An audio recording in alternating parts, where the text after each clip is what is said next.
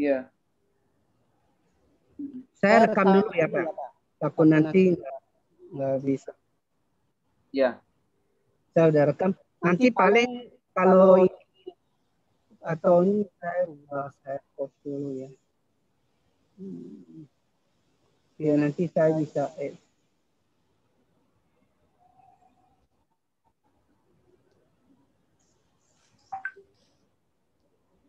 Oke, jadi saya tutup satu dulu ya. Aku siap-siap.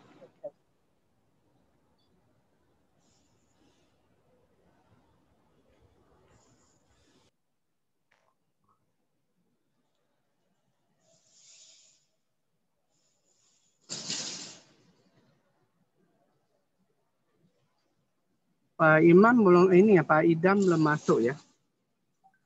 Kacau deh, ini udah mau jam 50 nih.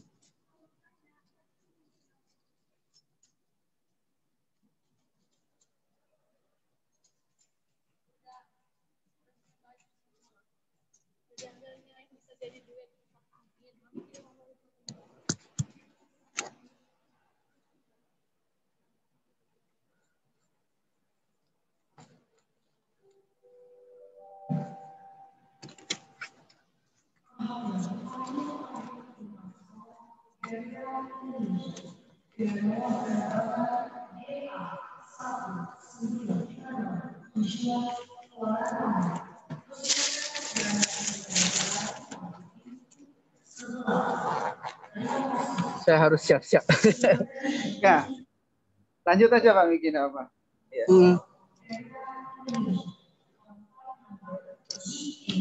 Bandara sepi ya? Soekarno-Hatta.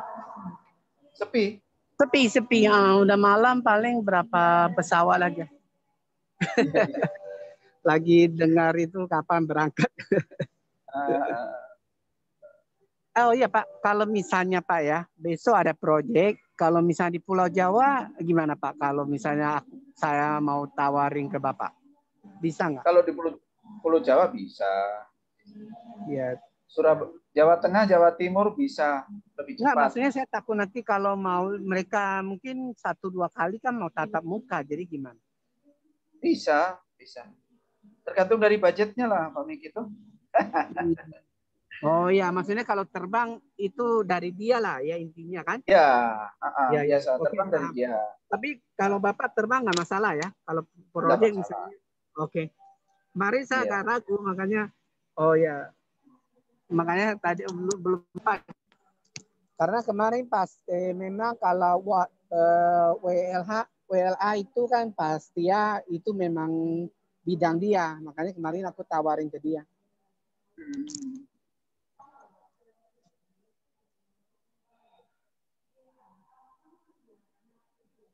Ini malam yang sudah masuk pendaftaran berapa, Pak Miki? Gimana? Yang sudah masuk pendaftaran berapa? Iya, ini agak dikit 11 orang. Oh iya. Iya, memang kali ini agak sedikit. Karena mungkin topiknya kan mereka bukan HR ya. Iya. Jadi besok mungkin Bapak olah lagi. Kalau ini kan pasal ini PKWT kan sama Pak Rolas ya. Kalau ada misalnya Bapak mau kembangkan kan masih ada 3 PP kan. Dari situ pasti peminatnya banyak Pak. Kan lagi hangat-hangatnya kan. Dan sekarang udah muncul kan. Cara hitung yang kemarin kan saya share di grup kan. Udah muncul cara hitung per jam lembur kan jadi 126. Kacau, nanti mau bisa rubah lagi. Wah, ini buat pusing semua orang ini benar-benar. Apa dipakai rata-rata. Yang penting ditentukan aja itu udah bagus. Tentu orang udah biasa kan hitung. Tapi itu jatuhnya jadi gede loh Pak. 126 kebayang. 173 aja kadang-kadang pengusaha aja udah teriak. Kondisi sekarang lembur di penjemputnya jadi 126. Gila, mau bayar berapa? Udah hampir ini kan 30% itu. Ini tim ahlinya kayaknya yang membuat turunan PP-nya ini. Terus istilahnya kalau rata-rata nasional, ya ampun itu kan cuma satu faktor aja kan. Mau pakai apa tinggal ditetapkan udah. Kemarin 173 sebenarnya udah bagus, orang udah paham kan. Mainnya cuma di gaji aja, jangan di tempat-tempat lain kan. Pak itu Pak ini belum ya, ini udah mau mulai loh. Iya. Coba di kontak lagi Pak, itu udah sampai belum? Ini kan sebenarnya harus pembukaan, Mak. Nggak boleh telat kayak gini deh. Iya. Karena saya harus terbang, kalau nggak sih nggak masalah. Bisa saya buka.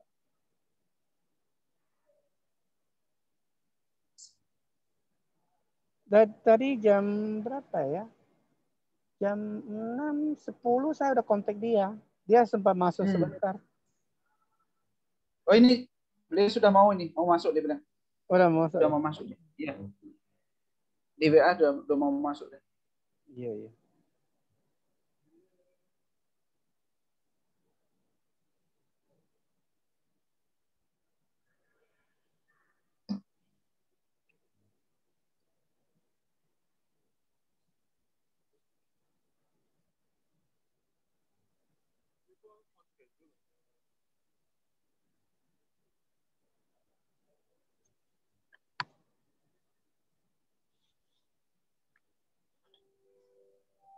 Saya harus cari charge deh. Baterainya juga udah mau habis.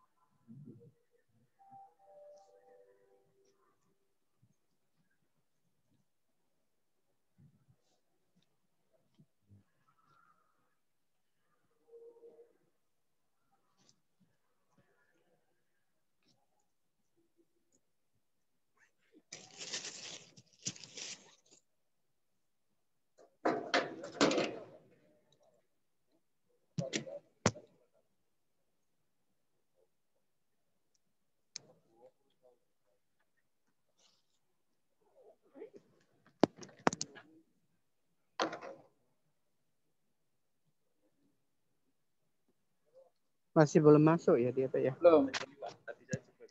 Peserta sudah ada 5 nih. Berarti 3. Ya 3 nanti aja. Nanti. Tuh udah masuk tuh. Udah? Belum? Oh belum. Baru sampai dia. Baru sampai.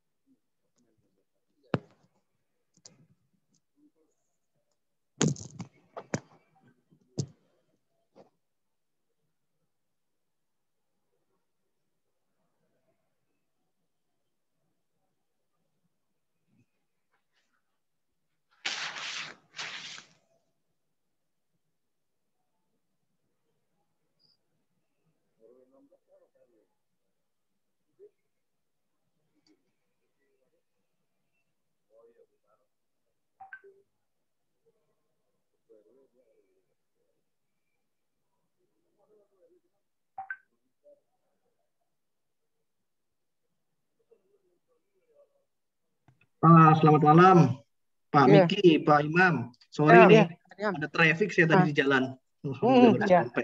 Mau coba dulu Pak, ini tinggal berapa menit? Coba slideshow dulu. Boleh. Oke. Sebentar, slide-nya yang kemarin Bapak kasih kan? Iya. Ini saya lagi buka nih sebentar. Tadi katanya Pak Imam, beliau mau operasi sendiri Pak Miki. Oh ya udah, kalau gitu Kak. Tapi nggak apa-apa, apa mau dites dulu Pak Imam? Monggo Pak Imam. Saya ngomong sama Pak Imam, jadi kalian koordinasi. Saya takut nanti saya udah suruh masuk pesawat karena pesawat saya jam 7.30. Jadi nanti Bapak naik pesawat, berarti saya jadi host dong. Gimana dong? Iya, antara Pak Imam sama kamu. Kayaknya kalau saya Pak Imam kan membicara. Punya saya mati, berarti mungkin jatuh ke Pak Imam dulu. Oh gitu, oke. Nah, tapi nanti tadi saya udah kasih tahu Pak Imam, nanti kalau udah akhir sesi, ingat udah closing ya, ucapan malam, ya ingat di end. Kalau nggak end dia jalan terus videonya. Karena saya rekamnya di cloud ya. Jadi Oke, harus berarti di end. di end ya. Oke. Iya, Baik. iya. Pokoknya nanti setelah foto bersama penutupan ya saya end Pak langsung. Ya, oke. Gimana Pak Imam, mau dicoba dulu? Silakan Pak untuk Pak Imam share udah coba tadi. Dia udah coba. Oh, sudah coba. Oh ya sudah. Kalau itu kalau itu saya kasih masuk ya Pak ya. Boleh silakan. Ya, jadi forumnya saya serahkan ke Bapak ya. Ya, oke Pak Miki. Bapak jam berapa ini meninggalkan room? 7.15? Iya, kan pesawat jam 7.30. Jadi saya takut jam 7 udah suruh masuk, tapi sekarang belum ada tanda-tanda sih. Oke. Selamat malam Bapak Ibu yang baru bergabung. Selamat datang di acara. Pak Erdam, Pak Miki. Ya, Pak Sandi, selamat malam. Bu Trisyani, Bu Hilda, selamat malam, selamat bergabung. Selamat malam. Baik. Malam Pak. Nah, malam Bu. Pak Sandi, lokasi di mana Pak Sandi? Saya Tangerang Pak. Tangerang ya. Oke. Baik. Ini kita masih nunggu beberapa saat lagi ya. Ada sekitar yang sudah mendaftar itu. Pendaftarnya 11 Pak. 11 ya. Nanti kurang lebih ada 5-6 orang. Kalau iya, betul. Udah lewat 75 ya kita mulai aja. 75 kita mulai ya. Baik. Ya. Selamat malam, ini Ibu Nana ya? Atau mohon maaf kalau saya salah tepat nama. Kita tunggu sebentar lagi. Oh ya Pak Idam, nanti lupa kalau keburu saya mati. Oke. Nanti yang masuk di emit ya. Oh ya. Oke. Pasti. Pak Rama, selamat malam Pak Rama. Selamat datang. Malam Pak. Kita tunggu teman-teman bergabung dulu ya Pak Rama ya.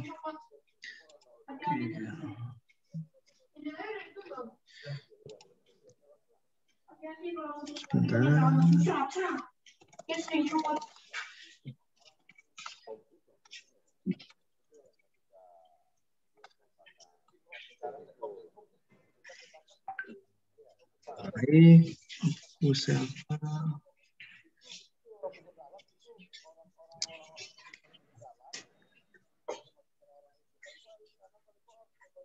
Kita tunggu beberapa menit lagi, 7:05 kita mulai, Bapak Ibu sekalian.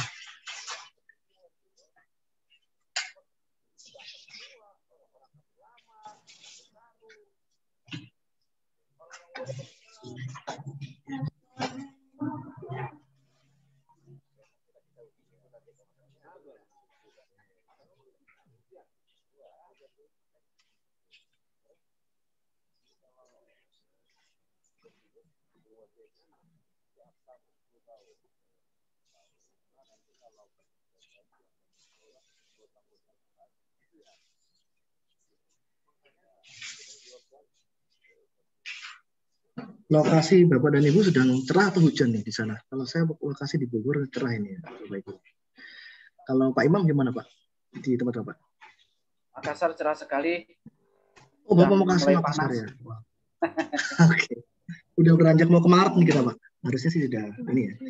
Agak berkurang mungkin curah hujannya. Tangerang gimana Pak Sandi Tangerang?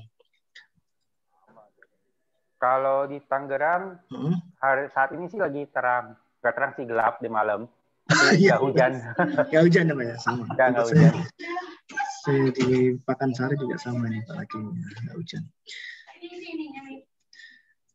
Tapi tadi agak traffic dari Jakarta, memang sisa-sisa banjir di jalan tol ini masih berpengaruh kepadatan juga. So, tadi dari Simatupang itu lumayan lah. Adanya kemarin banjir di jalan tol itu tidak terhambat sedikit, tapi udah mulai lancar.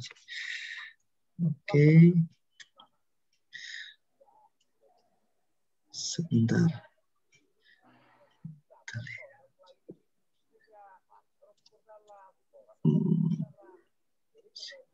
Masih ada sekitar 6 orang lagi ya Pak Miki ya?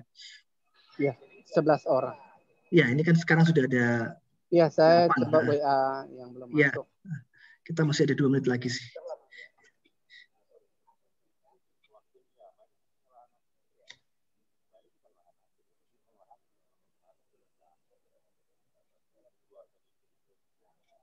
Oke.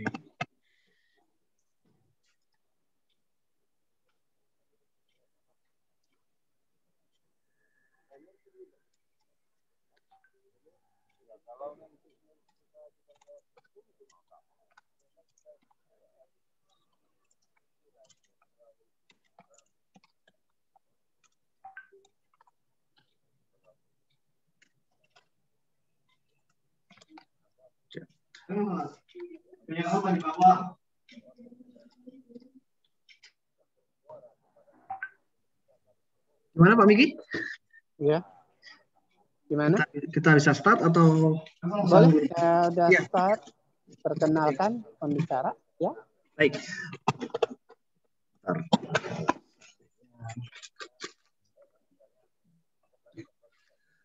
Saya mulai ya. Selamat malam Bapak dan Ibu sekalian. Assalamualaikum warahmatullahi wabarakatuh. Perkenalkan, nama saya Irdam. Senang sekali bisa memandu acara pada kesempatan malam hari ini. Jadi kita akan mendengarkan materi yang sangat menarik dari Pak Imam Santoso mengenai personal brand and career in pandemic and digital era. Ini topik yang saya pikir sangat relevan ya. Bapak dan Ibu di situasi dan kondisi saat ini. Saya perkenalkan, nama saya Irdam, saya sebagai moderator yang akan memandu untuk acara pada kesempatan malam hari ini. Saya ingin menyampaikan sedikit beberapa hal. Pertama, nanti pembicara kita, Pak Imam, akan memberikan paparan materinya sekitar 60 menit ya Pak Imam ya. Nanti setelah itu mohon bisa kita akan adakan sesi tanya jawab. Bisa juga disampaikan nanti pada chat box, tidak perlu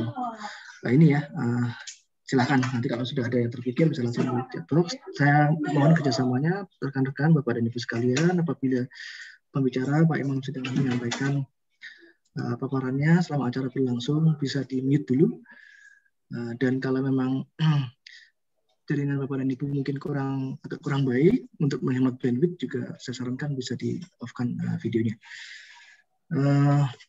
Kemudian dari saya hanya itu, jadi nanti kita akan simak paparan dari Pak Imam mengenai personal brand ini, dan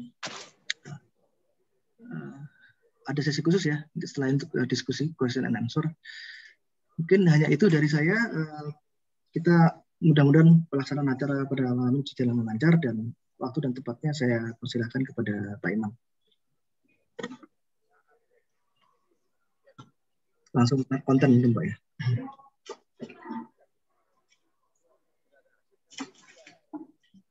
Baik, terima kasih. Selamat malam rekan-rekan dan sahabat peserta sharing bersama saya. Di malam hari ini sangat istimewa buat saya karena boleh saya sampaikan sedikit kenapa saya istimewa, karena memang cuaca yang sudah agak sedikit membaik untuk di Makassar ya. Oke. Di Makassar ya. Cerah ya Pak ya? Ya, sudah cerah nih. Mantap. Bapak Ibu sekalian sudah bisa dilihat materi presentasi saya hari ini. Sebentar, belum Pak. Belum ya? Belum. Coba di kami belum muncul ini. Baik, iya. Atau Pak Irdam bisa dibantu? Bisa. Ya. Boleh. Bagaimana Pak Imam? Mau dicoba lagi atau dari saya? Boleh. Oke ya, saya coba share ya Pak ya. Oke, ini muncul nggak kalau di saya ini? Muncul ya. Oke, baik. Halaman depannya. Iya, halaman sebentar. atas ya. Iya, sebentar Pak. Ini.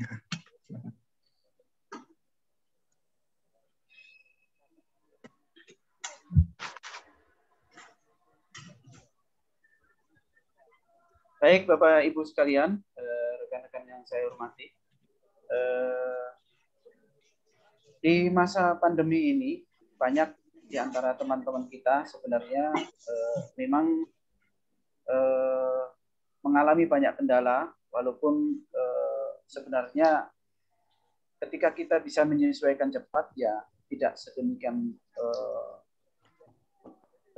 tidak sedemikian hebat masalahnya. Nah, terkait dengan personal brand dan karir di masa pandemi ini, apalagi di era digital ini, sepertinya ini sebuah sutradara atau sebuah sandiwara gitu ya, yang sepertinya sudah diatur gitu ya. Diaturnya bagaimana ya? Pada saat pandemi itu kan memang ya 3M-nya berlaku gitu kan. Tapi di sisi lain, digital ini memperoleh tempat yang baik untuk menyelesaikan beberapa masalah yang mungkin memang tidak seperti biasanya gitu.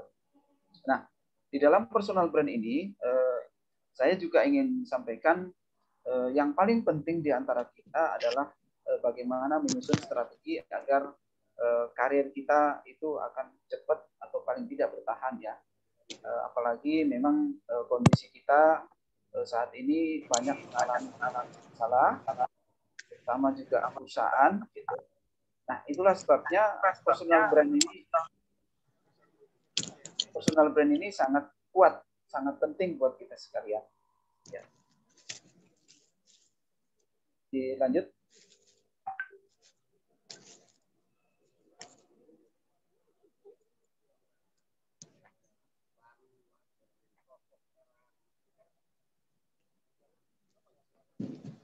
Pak Idam.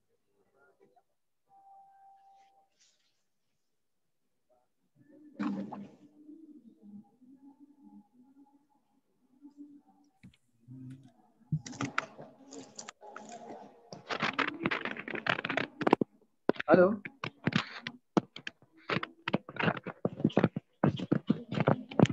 Halo. Halo Pak Idam. Halo. Oh, di mute Pak Idamnya tuh, Pak. Iya. Pak Idam Kusumanya masih di mute. Selamat malam Pak Imam, salam kenal. Baik Ibu, ya. Ya.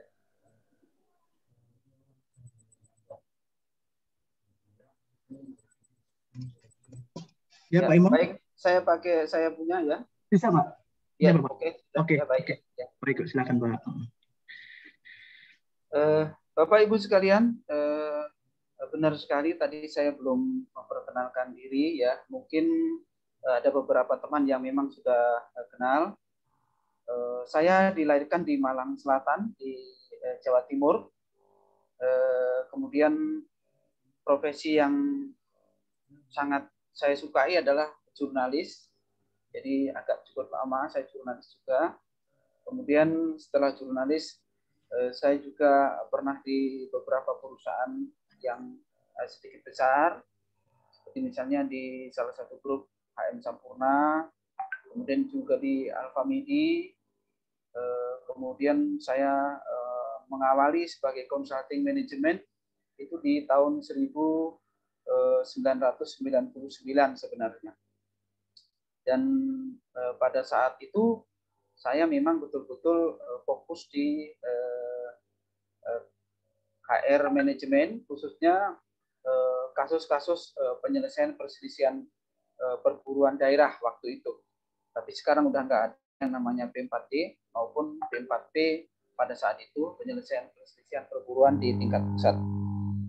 Kemudian saya alhamdulillah dapat seorang bidadari di Makassar yang cantik, yang soleh, gitu.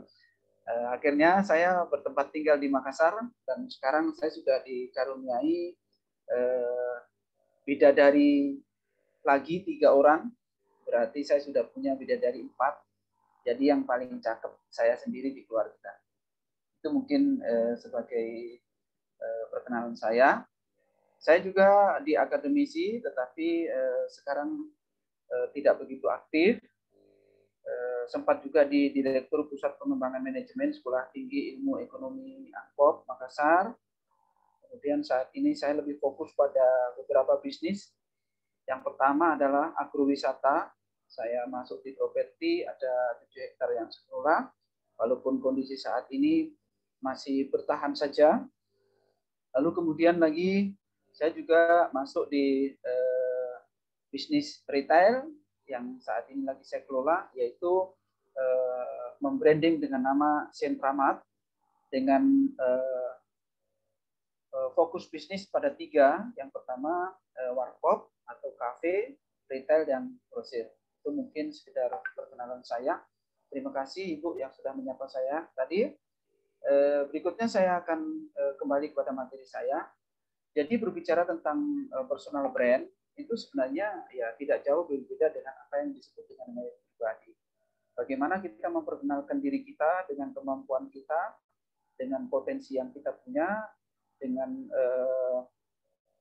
keahlian-keahlian yang kita punya, dengan pengalaman-pengalaman yang kita punya. Di masa pandemi ini tentu ada beberapa hal yang kita pahamin bahwa sejak 11 Maret 2020 ya, memang WHO sudah mengumumkan bahwa pada saat itu status pandemi global untuk penyakit virus ya corona ini sudah mulai mewabah kemana-mana, dan pada saat itulah pandemi dimerdekakan, dinobatkan sebagai penyakit yang memang menjadi penyakit dunia. Oleh karena itu, saya juga ingin sampaikan pada dampak pandemi itu, ya tentunya berpengaruh besar terhadap beberapa bidang. Yang pertama adalah dunia kerja dan perekonomian, bidang peribadatan dan rohani, ya, bidang sosial dan kemasyarakatan, serta aspek lain hampir di seluruh tatanan kehidupan di dunia ini. Namun demikian, kalau kata Ibu, pesan Ibu tetap memakai masker, ya, menjaga tangan, ya, mencuci tangan maksud saya, dan menjaga jarak. Namun demikian, bagaimana dengan pola kehidupan kita dan dunia kerja kita memang sangatlah sulit ya, sangatlah sulit dalam hal yang ketiga, yaitu terutama menjaga jarak ya. Kalau mencuci tangan itu sebenarnya ya sudah sejak dari dulu kita diajarkan mencuci tangan.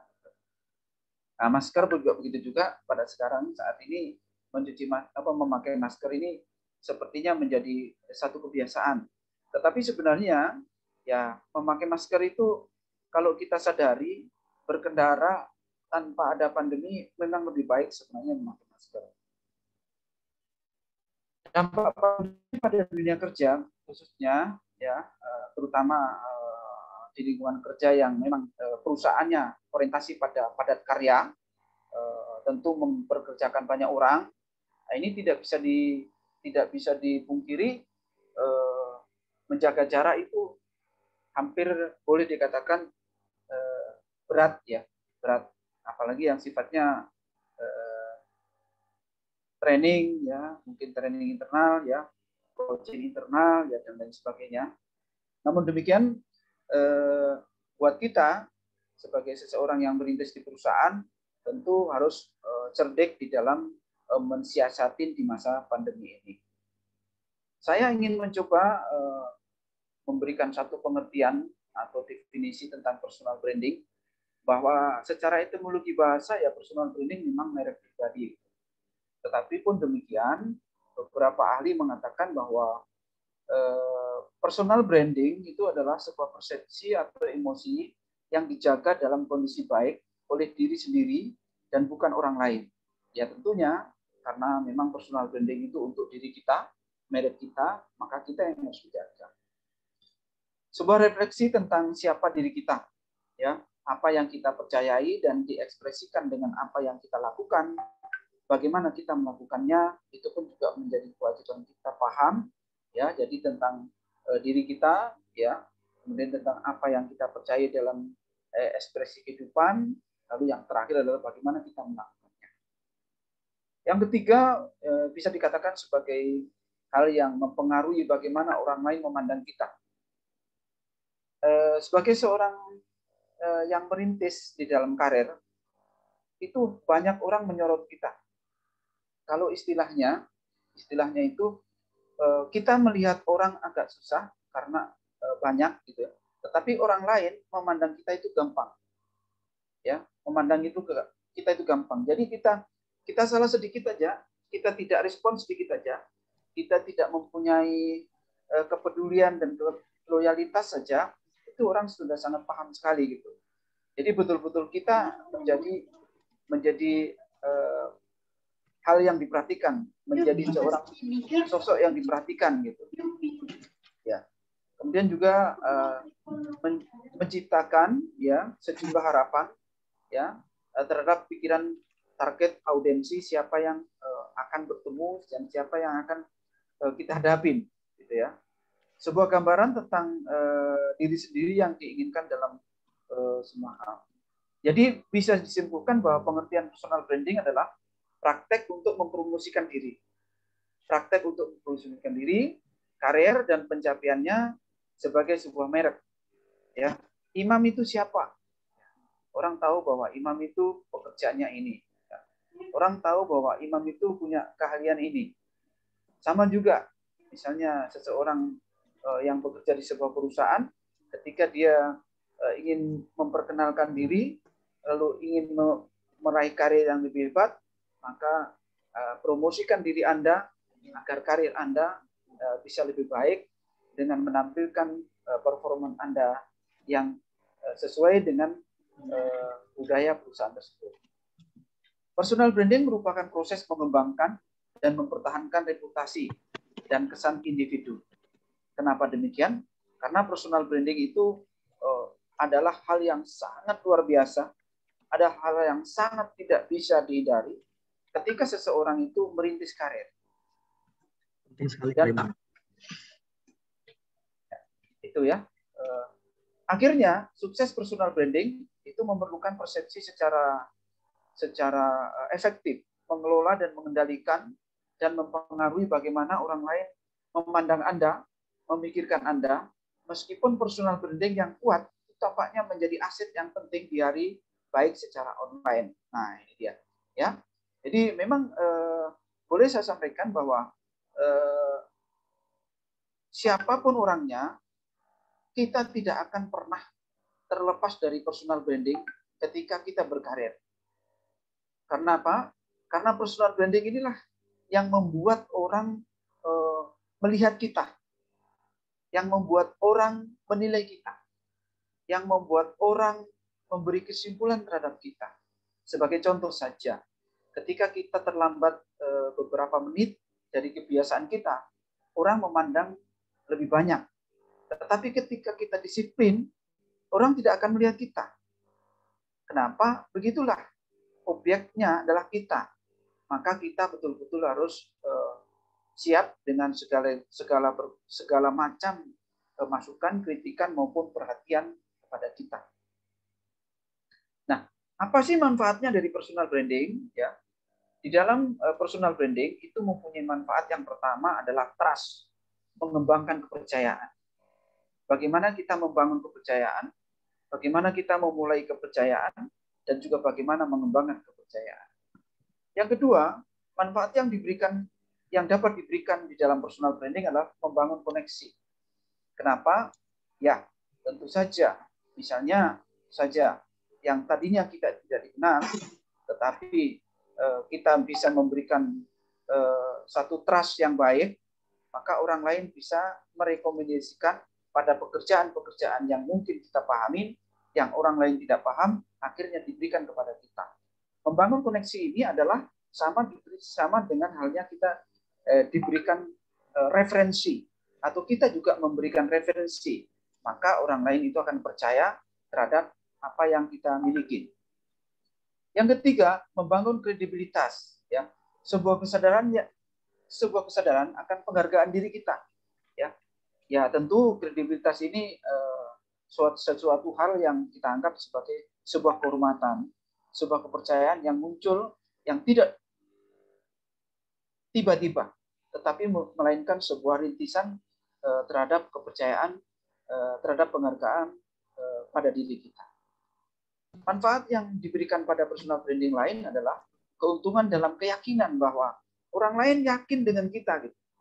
Yakinnya ini bukan hanya karena teman, tetapi yakinnya itu adalah berdasarkan atas kemampuan, kepercayaan, ya koneksi, ya orang lain mereferensi bahwa pekerjaan itu bisa dikerjakan sama imam misalnya, dan membangun kredibilitas, orang merasa percaya dengan rasa hormatnya kepada kekaguman kita, kepada diri kita atas sesuatu yang dianggap kita bisa memberikan yang lebih baik. Yang kelima, akan menjadi memiliki keaslian gitu. Yang tadinya mungkin di rumah itu diam, ya, di lingkungan diam. Oh, ternyata di tempat kerja itu lebih diam. Tapi sebaliknya juga mungkin di rumah ini dia suka bercanda, tapi di kantor sebaliknya, ataupun juga begitu juga sebaliknya, di kantor menjadi semakin senang, ya, semakin happy karena semua apa yang menjadi keinginan berkarya itu tersampaikan di dalam dunia kerja. Nah, inilah yang kadang-kadang hasrat kita, keterampilan kita, tujuan kita itu akan menjadi perburuan orang, akan menjadi pemenuhi makna-maknanya. Personal branding membantu kita tumbuh yang lebih dipercaya. Bagaimana cara meningkatkannya? Nah, kalau tadi kita sudah tahu manfaatnya, sekarang kita harus tingkatkan karena kita sudah tahu manfaatnya, ya. Maka ada beberapa hal, ya, untuk meningkatkan personal branding. Yang paling pertama itu adalah cari tahu siapa Anda. Siapa Anda ini bukan berarti kehilangan kartu nama, tidak, ya.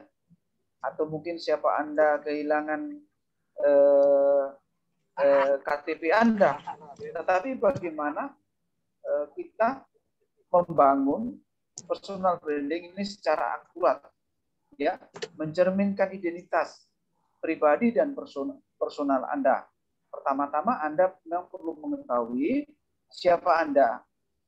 Maka itu kita harus mawas diri, buat daftar, kita coba mengevaluasi diri kita, kekuatan kita ini apa, kelebihan kita ini apa, kelemahan kita apa. Sehingga kita paham bahwa ternyata saya ini loh. Ternyata saya ini loh. Itu yang paling penting. Dan biasanya mudah saja caranya, ya, bertanyalah pada diri kita tentang bidang pekerjaan apa yang kita anggap lebih unggul. Ya. Kemudian lagi yang kedua adalah bertanyalah pada diri kita apa yang memotivasi saya. Apa yang menjadi motivasi? Mungkin karena kita ingin pendapatan yang lebih besar, ya, atau mungkin juga sebaliknya, ya, kita ingin sesuatu hal yang kita harapkan dengan karir naik, gaji lebih tinggi, ya, mobil nambah, rumah nambah, nah itu juga sebagai motivasi. Yang berikutnya adalah karakteristik apa orang yang orang lain puji dari diri kita. Tetapi bukan berarti dengan pujian itu lalu kemudian kita lupa diri, ya, tidak. Karena biasanya pujian itu bisa menjadikan bumerang buat kita. Pujian itu bisa menjadikan hal yang negatif buat kita. Kemudian juga proyek apa yang diperlukan bantuan saya berulang kali. Nah, di dalam sebuah kantor, sebuah perusahaan, ketika kita bekerja, biasanya kita punya respon dan kepedulian kepada temannya. Ini juga salah satu contoh bantuan-bantuan kita yang kita lakukan secara berulang, itu akan menjadi yakin orang itu pada kita. Percaya orang itu kepada kita. Ya. Termasuk juga peran apa yang tampaknya menguras energi saya, kita harus tahu juga. Jangan sampai karena kita membantu, tapi di sisi lain secara kesehatan kita tidak lebih baik, gitu ya. Nah, kemudian juga proyek mana yang dapat saya habiskan berjam-jam tanpa merasa kewalahan atau tidak lelah. Itu yang paling penting dalam pekerjaan. Karena kita harus mengukur diri kita. Jangan kita sok mampu, tapi di sisi lain ternyata akan berakibat fatal pada diri kita. Hari ini kita bisa menyelesaikan sampai jam 12 malam, tetapi besok kelelahan tidak bekerja. Nah, ini juga menjadi hal yang perlu kita waspadai. Kemudian berikutnya, kalau yang tadi cari tahu siapa Anda, yang kedua adalah tentukan untuk apa Anda ingin dikenal. Ya, kenapa Anda ingin dikenal? Ya. Apakah mungkin, mohon maaf, memang membidik sebuah jabatan? Nah, ini kalau saran saya, jangan mau dikenal dengan karena tujuan jabatan. Kalau menurut saya jangan. Personal branding Anda lebih dari cerminan siapa Anda hari ini. Untuk apa? Ya, jalan yang Anda mau tempuh. Mau kemana Anda yang harus pergi? Ya, selain memahami keterampilan dan potensi Anda, kami menyarankan untuk memiliki kekuatan dan menilai kekuatan dan kelemahan Anda juga seperti tadi di atas, ya. Kita harus paham kelemahan dan kekurangan kita. Kenapa ini penting menentukan untuk apa Anda ingin dikenal? Agar kita tahu bahwa bekerja itu bukan hanya jabatan yang kita kejar, bukan karir yang kita kejar, tapi prestasi. Kalau orang orientasinya prestasi, tentu karir itu akan mengikuti dengan sendirinya. Tapi kalau orang itu hanya menginginkan sebuah jabatan, maka saya sampaikan sebaiknya Anda berpikir 2 kali untuk memikirkan keinginan Anda dikenal hanya karena jabatan. Yang ketiga adalah tentukan audiens Anda sebelum membuat personal branding Anda. Ya, sebagai contoh misalnya, ketika kita menentukan bahwa saya harus membuat merek saya, maka kita harus paham lingkungan kita, di mana kita mau bekerja, di mana kita membuat dan di mana kita bekerja. Kalau misalnya kita bekerja pada sebuah perusahaan yang sifatnya jasa, yang sifatnya pelayanan, tentu berbeda ketika kita merintis personal branding pada perusahaan yang sifatnya teknikal. Ya. Nah, itu akan membedakan hal-hal yang sifatnya dalam teknis pekerjaan. Oleh karenanya itu dalam membuat personal branding, tentu kita harus memahami betul audiensi kita dengan siapa. Memperluas jaringan, ini sudah pasti ya, apalagi sekarang sudah connecting internet di mana-mana ya. Jangan sampai kita tidak kenal dengan relasi kita dengan tim kita, atau sebaliknya juga kita lupa ya, tidak punya komunikasi nomor ya ketika kita membutuhkan. Nah, itu saya rasa sudah pasti tidak mungkin. Semua pasti sudah merasa lebih happy dengan memperluas jaringan dengan connecting internet dan lain sebagainya saat ini di dunia digital. Yang terakhir adalah meminta rekomendasi. Ya. Meminta rekomendasi ini sebenarnya hampir sama dengan ketika kita diinterview orang atau kita menginterview orang. Pasti selalu kita meminta rekomendasi. Pasti kita selalu minta orang siapa yang bisa kamu kenal, kepada siapa kami bisa meminta informasi tentang diri Anda. Nah, ini salah satu bentuk rekomendasi. Tetapi di dalam dunia pekerjaan, rekomendasi tidak hanya sekedar secara lisan, tetapi biasanya disebut dengan disposisi. Nah, inilah yang paling penting kita pahamin, bahwa rekomendasi di sini berbeda dengan secara lisan, karena di dalam perusahaan dan bisnis itu bukan hanya lisan, tetapi bisnis adalah by data. Apalagi yang lebih banyak dalam pengurusan kepersonaliaan, tentu disposisi menjadi hal yang menarik sebagai dasar untuk rekomendasinya.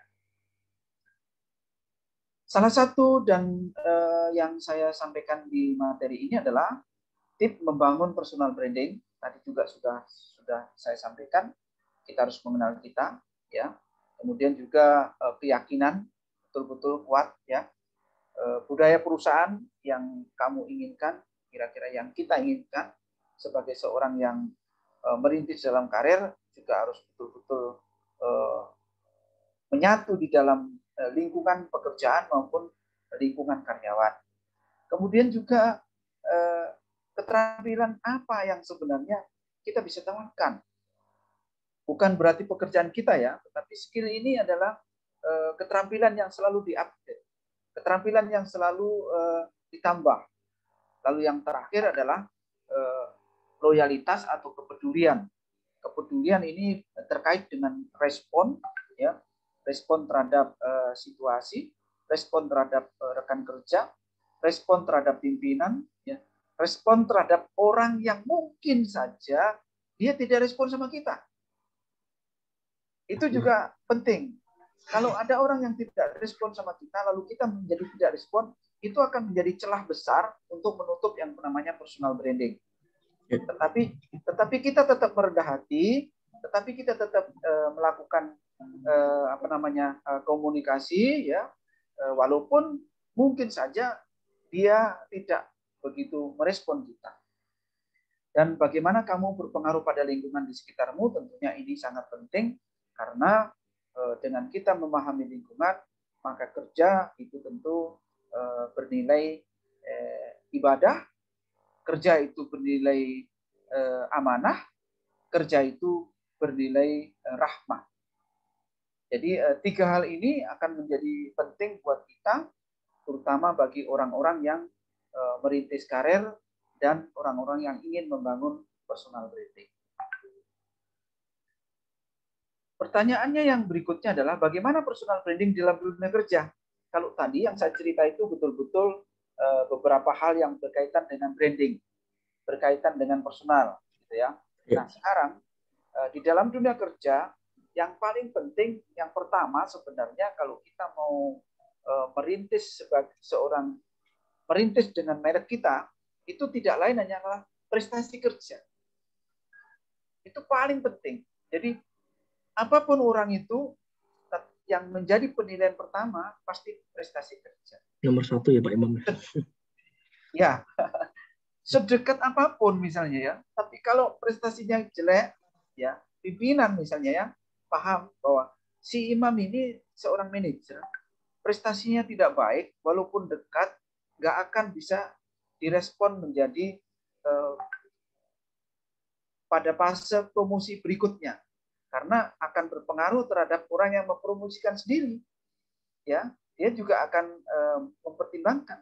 Tetapi kalau misalnya dia punya prestasi kerja yang hebat, saya yakin, ya, bukan hanya pimpinannya, tetapi orang lain pun ketika ada suatu promosi jabatan tertentu, dia udah nyampaikan, tuh Pak Ildam tuh bagus tuh.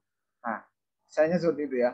Nah, yang kedua itu adalah di poin pribadi ya. Poin pribadi ini tentu berkaitan dengan mohon maaf kalau saya bilang skill attitude ya, sikap perilaku pribadi, mental. Itu berkaitan dengan mental ya. Pribadi itu berkaitan dengan mental. Jadi yang paling menonjol di sini adalah tentu dasar keagamaan secara pribadinya.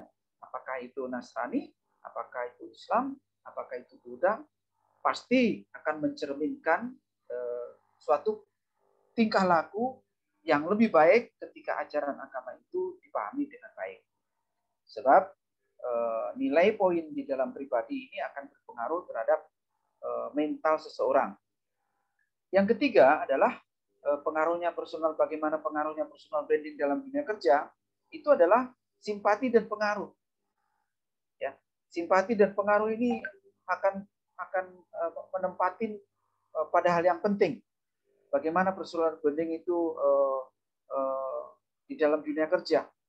Tentu orang yang tadinya tidak kenal, karena kita selalu memperkenalkan merek kita, selalu menyampaikan tentang merek kita, tak ubahnya seperti iklan-iklan di sebuah reklame, ya, iklan-iklan di sebuah sponsor, tentu orang akhirnya simpati dan pengaruh. Karena orang itu suka, itu awalnya pasti dari simpati dulu. Tidak akan terjadi orang suka atau tidak akan terjadi orang memilih ketika nggak ada simpati. Yang terakhir adalah negatifnya biasanya itu diiri dengan orang. Tapi yakinlah, orang yang iri itu adalah orang yang gagal dalam personal branding. Kalau menurut saya seperti itu. Sebab orang yang hebat, dia tidak akan iri orang. Kalau saya mengistilahkan itu, orang gagal itu banyak alasan, ya. Orang gagal itu banyak alasan, orang sukses itu banyak cara. Jadi kalau orang alasan karena iri, ya itu adalah satu alasan bahwa dia gagal. Gagal dalam hal apa? Ya gagal tentunya dalam personal branding. Orang gagal mencari alasan, Pak Imam, ya. Ya, banyak ya, betul. Alasan. Ya, orang gagal itu selalu mencari alasan. Betul itu Pak Idam. Ini menurut saya ya. Sekarang bagaimana cara mengungkap potensi dan hobi? Ya, karena ini potensi dan hobi ini akan menjadi besar, akan menjadi kekuatan di dalam membangun personal branding. Lalu masalahnya adalah potensi itu apa, hobi itu apa, gitu. Ya, kadang kita mendengar kalau di ramalan cuaca di daerah Makassar untuk hari ini nampak cuaca mendung gelap, maka akan terjadi potensi hujan yang cukup tinggi. Nah, ini adalah satu kiasan bahwa perkataan itu menyuguhkan kepada kita dengan adanya mendung itu adalah kemungkinan terjadinya potensi hujan. Sama juga kita. Ketika kita melihat potensi kita, maka kita akan mengetahui apa yang akan timbul di dalam potensi kita, atau sebaliknya, bagaimana cara menggali potensi kita. Ada beberapa hal yang saya lihat, beberapa literatur. Yang pertama, ya contoh aja misalnya, kenali diri sendiri, maka kita akan mengenali potensi kita. Saya itu orangnya paling suka berhalusinasi dalam inovasi. Misalnya, berarti orang ini lebih kepada konseptor. Karena seorang konsep pasti dia lebih banyak kepada keinginan-keinginan yang masa depan. Ya. Nah, ini salah satu contoh mengenali diri kita. Atau sebaliknya juga, saya itu paling suka kalau olahraga di pagi hari. Ya, oh berarti itu masuk potensi atau masuk hobi gitu ya. Nah, ini yang harus kita bisa bedakan. Yang kedua, tip mengenal potensi diri kita adalah tentuan kita harus bisa menentukan tujuan hidup kita. Memang ini agak sedikit mungkin uraiannya agak sedikit lebih mendalam dalam arti kata, kalau tujuan hidup itu semua orang cuma dua aja pilihannya. Hidup untuk makan atau makan untuk hidup. Kalau hidup untuk makan, ya tentunya berbeda orientasi tujuan hidupnya. Tetapi kalau makan untuk hidup, pasti juga berbeda. Jadi dua kata itu, makan untuk hidup atau hidup untuk makan. Yang berikutnya adalah mengenal potensi dengan cara kenali motivasi hidupnya. Dan berikutnya juga bagaimana selalu kita hilangkan pikiran-pikiran negatif di dalam diri kita. Ya, berikutnya juga jangan mengadili diri sendiri. Waduh, saya begini, berarti saya salah ya. Itu menurut saya dalam konteks yang seperti itu orang yang terlalu banyak menyesali diri, terlalu banyak mengadili diri sendiri. Tapi pastikan ya cepat bangkit bahwa udahlah, kemarin memang begini, gua sekarang harus gini. Ya, jadi hilang rasa mengadili diri kita itu langsung hilang. Moodnya langsung tumbuh lagi dan bangkit lagi memperbaiki bagaimana mengenali potensi diri kita. Ini jenis-jenis potensi diri yang mungkin juga Bapak Ibu sekalian lebih memahami tentang potensi dirinya, maka saya mencoba mengambil beberapa literatur. Salah satunya adalah potensi fisik. Ya, kalau namanya petinju, udah pasti tangannya keras, gitu kan? Ya, potensi fisik ya. Kalau namanya pemain sepak bola, pasti kakinya ini keras. Ini salah satu potensi fisik gitu ya. Nah, kemudian juga potensi mental intelektualnya ya. Dan yang ketiga adalah potensi sosial emosionalnya. Nah, yang keempat adalah potensi daya juang. Jadi dia tetap tidak bergeming dengan apa yang dibilang orang kau itu begini salah, tetapi dia yakin bahwa dia tetap berjuang dan yakin dengan kesuksesannya. Yang kelima adalah potensi mental spiritual. Ya, kalau misalnya seseorang itu punya keyakinan, orang kalau di dalam Islam itu disebut tawadhu gitu ya. Kalau di dalam agama lain mungkin menyerahkan diri kepada Tuhan gitu ya. Pasti ya dia akan kembalikan lagi, dan orang itu pasti tidak akan selalu merasa bersalah tadi. Kenapa? Karena semua itu sudah Tuhan atur. Maka mental spiritualnya akan menjadi kekuatan baik di dalam potensi dirinya. Namun demikian, potensi itu sebenarnya yang paling lebih saya ingin sampaikan, jangan lupa juga melihat sebuah bakat. Ya, potensi dengan bakat itu sepertinya satu hal yang bersisi sebelah saling berhubungan, ya, karena dengan potensi itu bakat juga akan bisa kita lihat. Nah, kalau hobi ini banyak sekali ya. Yang memang hobi itu adalah sebenarnya sebuah kegiatan rekreasi yang dilakukan pada waktu luang untuk menenangkan pikiran seseorang. Misalnya pimpinan kita suka memancing, ya itu memang sebuah hobi ya, dan itu sebuah hal yang bisa menenangkan dari tekanan-tekanan pekerjaan di kantor. Termasuk juga bersepeda, itu sebenarnya juga hobi gitu ya. Sebenarnya juga hobi yang sekarang ini lagi ngetren gitu ya. Nah, ini ada beberapa hal yang menurut literatur yang saya baca, hobi ini adalah yang saya sampaikan ini. Nah, saya pada slide berikut ini saya akan membahas dulu juga tentang apa yang kita sebut dengan personality atau kepribadian. Nah, sekarang pengembangan kepribadian itu juga salah satu hal yang penting untuk kita kuatkan, untuk kita jadikan referensi, untuk kita jadikan dasar ketika kita membangun sebuah personal branding. Kenapa demikian? Ya, karena pengembangan kepribadian itu akan menguatkan kita di dalam tumbuh dan berkembang prestasi kita. Namun demikian, kita pahamin bahwa kepribadian ya itu selalu bersifat psikofisik yang dinamis dalam diri sendiri, yang akan menyesuaikan individu yang unik terhadap lingkungan. Ya, bahwa kepribadian dibangun dari ciri-ciri yang saling berkaitan, gitu ya. Ya, ini terdapat beberapa hal yang sifatnya misalnya kebiasaan, ya, sikap, nilai, keyakinan, emosi, ya, perasaan, motif yang bersifat psikologis, tetapi mempunyai dasar fisik secara umum. Jadi, membangun pengembangan kepribadian dengan kepribadian ini sangat terkait dalam menguatkan merek pribadi kita atau membangun personal branding kita.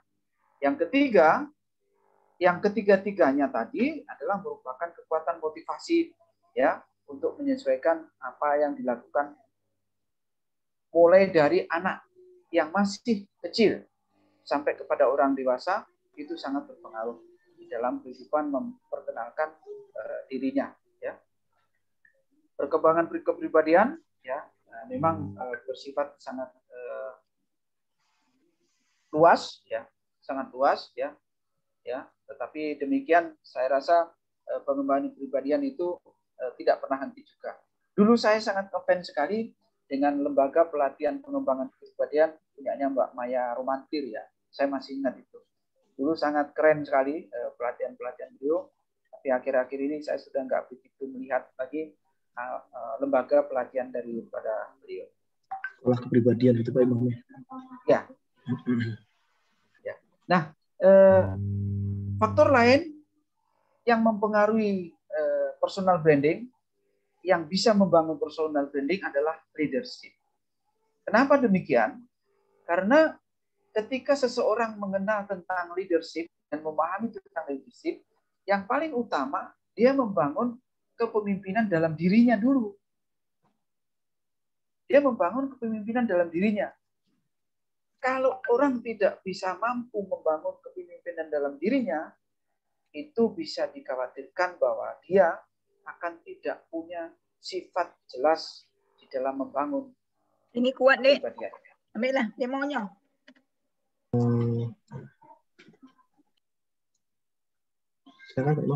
Ya, dan leadership ini juga akan punya pengaruh besar ya terhadap jiwa kesuksesannya, ya terhadap jiwa kesuksesannya.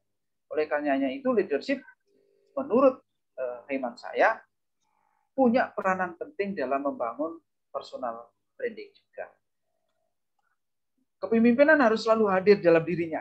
Ini yang tadi saya sampaikan. Kepemimpinan harus hadir dalam dirinya. Ya, kalau di Indonesia biasanya selalu berpatokan pada Ingarso Sungtulodo, Imatio Manguntatso, Tukuli Handayani, seperti itu ya. Nah, kepemimpinan ini juga begitu juga harus hadir dalam diri kita. Pada saat kita perlu memberikan motivasi kepada orang lain di lingkungan kita, ya kita harus hadir di dalamnya. Ya, tetapi di sisi lain, kalau kita memang perlu memberikan contoh, ya di depan, ya tentu kepemimpinan itu harus juga ada dalam diri kita. Sebaliknya juga, ketika kita harus berbaur di dalam lingkungan, ya di dalam lingkungan kerja, di dalam dunia kerja, maka kita harus hadir di dalamnya. Sehingga kepemimpinan itu betul-betul menguatkan diri kita, betul-betul menjadi dasar juga untuk menguatkan yang namanya personal branding. Bagaimana sifat kepemimpinan dapat mempengaruhi pribadinya berbuat baik? Itu tadi ya.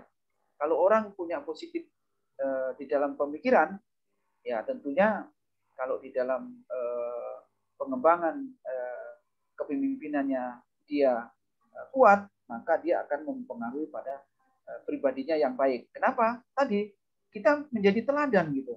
Kita dicontoh orang, kita dilihat orang. Maka tentunya kita selalu memimpin dengan perbuatan-perbuatan baik agar orang lain melihat kita dengan baik.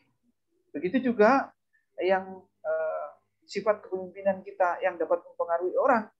Bagaimana caranya? Ya tentunya kita harus melibatkan diri di dalam lingkungan itu sehingga orang lain akan bercermin pada kita, orang lain akan bisa mengikuti kita, dan pada akhirnya orang lain akan dapat mempengaruhi, kita dapat mempengaruhi orang lain yang di dalam lingkungan kita tadi. Dan yang terakhir, sifat kepemimpinan itu juga harus dapat mempengaruhi lingkungan sosialnya. Sebagai contoh aja, buang sampah pada tempatnya.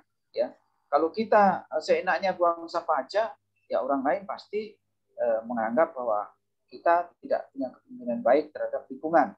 Itu beberapa hal yang mungkin perlu saya tegaskan. Ya. Nah, sekarang juga kita perlukan yang namanya scale up atau meningkatkan pribadi kita. Untuk membangun sebuah personal branding, tentu kita harus selalu juga menambah ilmu, meningkatkan pengetahuan kita, ya, agar pribadi kita menjadi lebih meningkat lagi. Tentu itu dengan pelatihan dan belajar, adaptasi lingkungan kerja, memahami budaya kerja. Karena apa? Karena dengan budaya kerja yang kita pahami, kita akan cepat bisa melakukan perbaikan-perbaikan pada diri kita, akan cepat melakukan penyesuaian dengan budaya kerja kita, maka hasilnya budaya kerja itu menjadi kekuatan besar untuk menyesuaikan dengan lingkungan kerja. Dengan sendirinya, pelatihan sudah diberikan, belajar terus, adaptasi lingkungan, memahami budaya juga tidak pernah tidak lambat. Maka saya yakin scale up pribadi atau meningkat kepribadian kita akan semakin meningkat. Nah, scale up pribadi itu mungkin seperti ini ya. Saya ingin menampilkan gambar ini. Yang pertama yaitu yang paling atas ya ternyata adalah pintar berkomunikasi ya. Pintar berkomunikasi. Dan yang paling juga kuat di sini adalah mendorong ambisi kita ya. Ambisi yang sifatnya ambisi positif ya tentunya ya. Kemudian juga pendidikan ya. Pendidikan ini juga berpengaruh ya. Kemudian juga kalau sekarang mungkin lebih banyak pada sertifikasi ya, pendidikan dan sertifikasi ya. Itu juga membuat meningkatkan bagaimana skill up pribadi kita. Dan juga kadang-kadang kita harus cepat membuat sebuah keputusan ya, keyakinan diri kita ya, penampilan kita, performa kita ya, itu juga harus memberikan ciri positif pada orang lain. Nah, saatnya lah sekarang bahwa di dalam karir yang pertama, sebelah kiri kita harus memahami yang namanya personal brand, kemudian juga harus bisa mengungkap potensi dan hobi, dan pengembangan kepribadian harus terus ya, leadership, kepemimpinan harus selalu ada dalam diri kita, meningkatkan kepribadian kita, skill up pribadi kita juga tidak pernah berhenti, dan sebelah kanannya adalah bagaimana karir kita pahamin, fungsi jabatan dan tugas betul-betul kita juga pahamin, strategi karir untuk meraih yang lebih sukses, untuk meraih yang lebih bagus, tentu juga harus betul-betul memilih strategi karir bukan karena jabatan, tapi memilih strategi karir hanya karena kinerja dan prestasi. Dan yang keempat adalah bagaimana berkompetisi ini tadi dengan prestasi, bukan berkompetisi dengan hal yang lain, tetapi berkompetisilah dengan prestasi. Saya punya istilah mutiara itu pasti akan tetap jadi mutiara. Dimanapun dia ada, dia akan tetap jadi mutiara. Ya. Dan yang terakhir, di sebelah kanan kita adalah membangun etos kerja karir yang positif. Bagaimana di era digital? Semua orang kita paham bahwa di era digital itu pada saat ini sudah menjadi hal yang tidak lagi lucu, tidak lagi dihiraukan seperti dulu masuknya beberapa hal-hal yang sifatnya digital, bahkan Grab masuk ya di demo ya, berbagai aplikasi masuk menjadi tantangan. Tetapi saat ini kita membuktikan bahwa era digital betul-betul sudah masuk pada dunia kita bersama. Bahkan dulu makan harus datang, sekarang sudah pasti semua. Apalagi teman-teman di Jakarta, ngapain ribet-ribet ya, pakai Gojek, pakai Grab. Nah inilah Grab, itulah hal-hal yang sifatnya yang disebut dengan era digital, salah satu contohnya.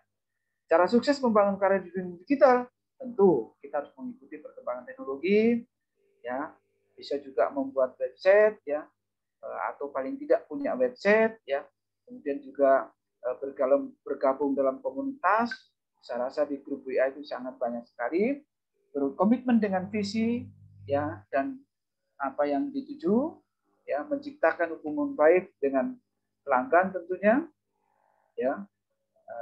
Pelanggan yang kami maksudkan ini adalah pelanggan user di dalam perusahaan, ya, bukan pelanggan orang lain, karena pada prinsipnya kita akan membangun sebuah brand atau akan membangun sebuah personal brand atau akan membangun sebuah merek pribadi.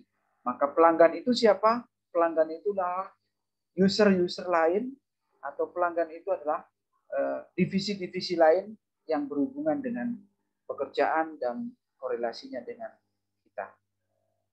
Sukses berkarir yang penting dan yang perlu dipahami, yang pertama adalah ya tentunya karir itu adalah sebuah kata dari bahasa Belanda sebenarnya, ya. Ini kalau kita berbicara karir. Dan kalau jabatan tentunya adalah sebuah amanah, ya. Ya, sebuah amanah bukan hal yang langka, tetapi amanah itu sebagai bentuk kepercayaan, jangan disalahgunakan, ya. Ini kalau dari segi pengertiannya. Strategi untuk karir itu biasanya yang saya pahamin itu bagaimana kita awal masuk, ya, bagaimana kita cepat beradaptasi, bagaimana kita berkoordinasi, ya, mintalah bimbingan kepada orang-orang yang dianggap senior atau orang-orang yang memang dipandang lebih mengerti. Jangan kita sok pintar, tapi kita malu bertanya. Lalu juga terbuka dan juga berteman, ya. Dan yang kelima, bagaimana awal masuk Anda cepat tanggap dan respon kepada kondisi setempat. Yang paling penting dalam strategi karir itu adalah proses bekerja dalam lingkungan kerjanya. Pahami instruksi kerja, kerjakan minimal standar kerja, dan harus dipahami bahwa kita seharusnya tidak bekerja sesuai dengan standar kerja. Ingat itu. Kadang kita salah persepsi. Udah ini standarnya gini, ya udah gini aja. Padahal kalau orang mengejar prestasi dan kinerja, orang bekerja itu harus di atas standar kerja. Ya, bukan standar kerja, tapi di atas standar kerja. Apalagi kalau disebut dengan minimal standar kerja. Wah, itu berarti masih jauh dari prestasi dan karir dan kinerja gitu kan. Dan yang ketiga, ketika proses bekerja dan lingkungan kerja itu, maka kita harus betul-betul bangun kemitraan. Promosi dan jabatan dan promosi sebagai seorang pejabat, tentu kita harus juga tetap menjaga yang namanya santun, ya, tetap bersantun, tetap bersahabat. Jangan mentang-mentang kita diberikan jabatan lalu kita seperti terlalu formal dan tidak lagi bersahabat, itu juga tidak boleh. Selalu beri masukan, ya, selalu beri masukan dan buktikan dengan kinerja yang jelas. Maka promosi jabatan dan pejabat yang kita lakukan atau kita sebagai seorang pejabat sudah pasti orang lain semakin yakin bahwa kita mempunyai jabatan karena kinerja. Kita mempunyai jabatan bukan karena yang lain. Yang dimaksudkan berkompetisi itu begini. Contoh ya, prestasi dan kompetisi itu apa? Menetapkan kebijakan disiplin diri, membangun hubungan kerja sesama, membangun hubungan kerja dengan perusahaan, menumbuhkan loyalitas yang tinggi, membangun prestasi kerja yang diharapkan, siap berkompetisi dalam dunia kerja, menjadi karyawan yang produktif, dan menghasilkan kinerja yang positif. Bagaimana dengan membangun etos kerja? Ya, etos kerja itu sebenarnya cukup simpel saja. Ini ada 6 uraian. Yang paling pertama adalah taati tatib di tempat kerja. Karena itu tatib adalah sebuah kebiasaan. Kebiasaan itulah yang disebut dengan etos kerja. Kebiasaan itulah yang akan menjadi sebuah budaya kerja. Ya, yang kedua adalah ya standar operasional prosedur perusahaan. Ya, dan yang ketiga adalah pahami peraturan perusahaan. Ya, dan pastikan kesiapan sebelum bekerja. Fokus pada pekerjaan Anda, lakukan finishing kerja dengan sempurna. Inilah cara membangun etos kerja di kesempatan yang saya sampaikan ini. Yang terakhir, inilah 10 langkah sukses karir di masa pandemi dan era digital. Ya, sukses karir itu dengan apa? Maka kalau kita ingin sukses karir, kalau kita mau membangun karir, maka yang pertama pahami dulu bagaimana kita membangun sebuah personal branding, ya. Kemudian ya harus bisa mengungkap potensi dan hobi kita, ya. Kemudian juga bagaimana kita membangun pengembangan kepribadian kita. Kita juga harus memahami bagaimana sifat dan karakter leadership di dalam diri kita. Skill up kepribadian juga harus selalu kita wujudkan. Di sisi lain, pahami juga karir, pahami juga fungsi jabatan, susun strategi karir, dan itu akan menjadi hal yang mendukung di dalam suksesnya sebuah karir. Salam sukses dan berkah. Terima kasih. Semoga bernilai manfaat. Apa yang saya sampaikan ini tentu masih banyak kekurangan, karena saya tahu teman dan sahabat di sini pasti punya pengalaman yang berbeda dengan saya. Mari kita bersharing, mari kita berkolaborasi dalam membuat satu keputusan-keputusan positif tentang personal branding, tentang karir, dan di era masa pandemi maupun era digital ini. Pak Idam, ya. Silakan. Baik, terima kasih banyak Pak Imam atas paparannya, sangat menarik sekali dan topiknya relevan sekali ya, dalam lebih relevan lagi dalam masa pandemi seperti ini, bahwa tadi sudah disampaikan hal-hal yang memang kritikal bagaimana kita membangun personal branding dari attitude, kemudian bagaimana representasinya juga di dunia kerja, personal branding itu prestasi yang dibangun, kemudian aplikasi juga ketika mengenali potensi-potensi diri, sehingga kita bisa membangun personality yang baik begitu. Juga tadi disampaikan oleh Pak Imam mengenai leadership ya, bahwa leadership ini adalah sesuatu yang sangat terkait dengan personal branding, di mana orang-orang yang mampu menghadirkan kepemimpinan dalam dirinya itu bisa kemudian lebih mudah dalam membangun personal branding yang di dunia pekerjaan. Saat kita tiba pada sesi tanya jawab Bapak dan Ibu sekalian, mohon apabila ada yang ingin ditanyakan bisa langsung diketik di chat box Bapak dan Ibu. Sembari menunggu Pak Imam, mungkin saya awali dulu untuk pertanyaan.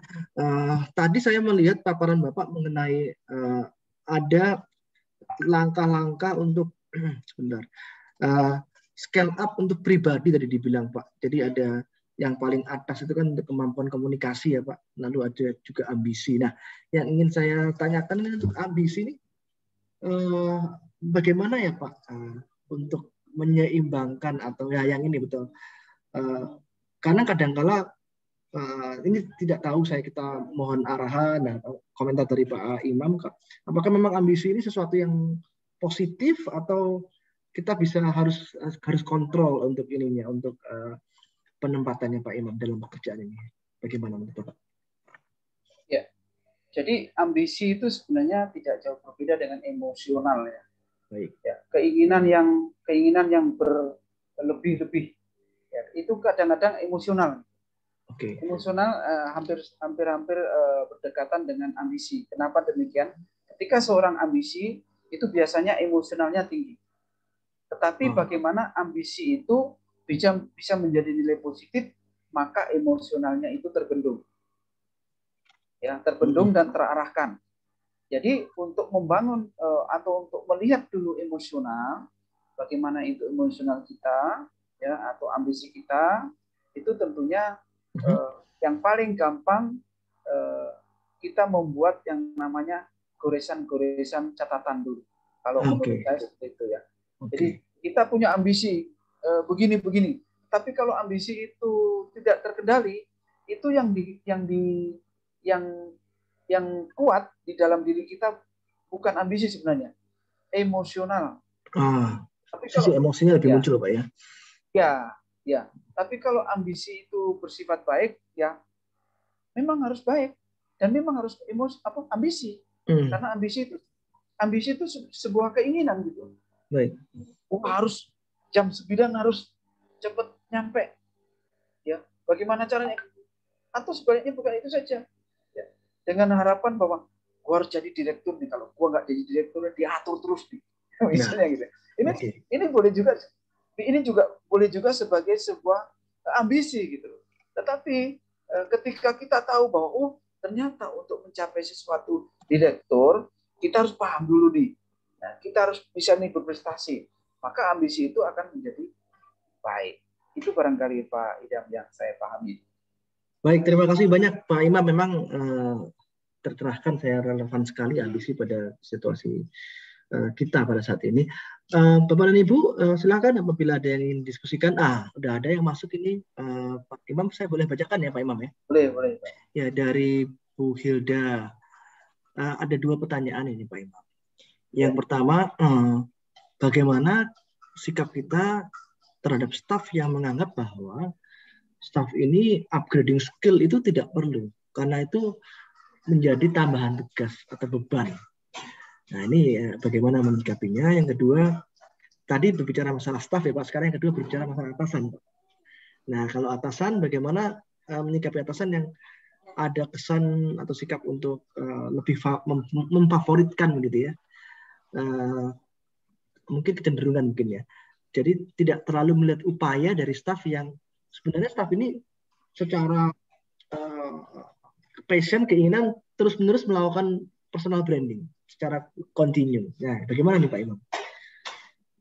Baik, jadi yang pertama saya menyikapi dari pertanyaan tentang staf yang seakan dia ogah saja atau tidak peduli dengan upgrade skill.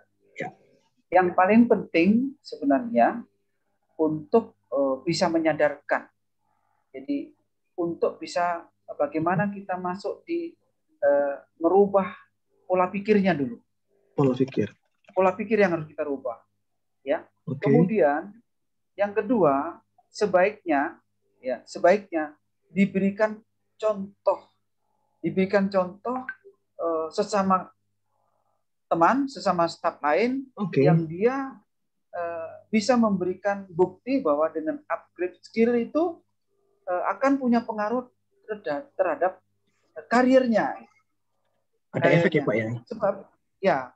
Sebab orang yang punya pandangan seperti ini, dia perlu bukti. Intinya satu, dia perlu bukti. Ngapain gue mau kuliah? Ngapain gue kursus? Gue begini aja udah pinter kok. Kan biasanya begitu gitu kan.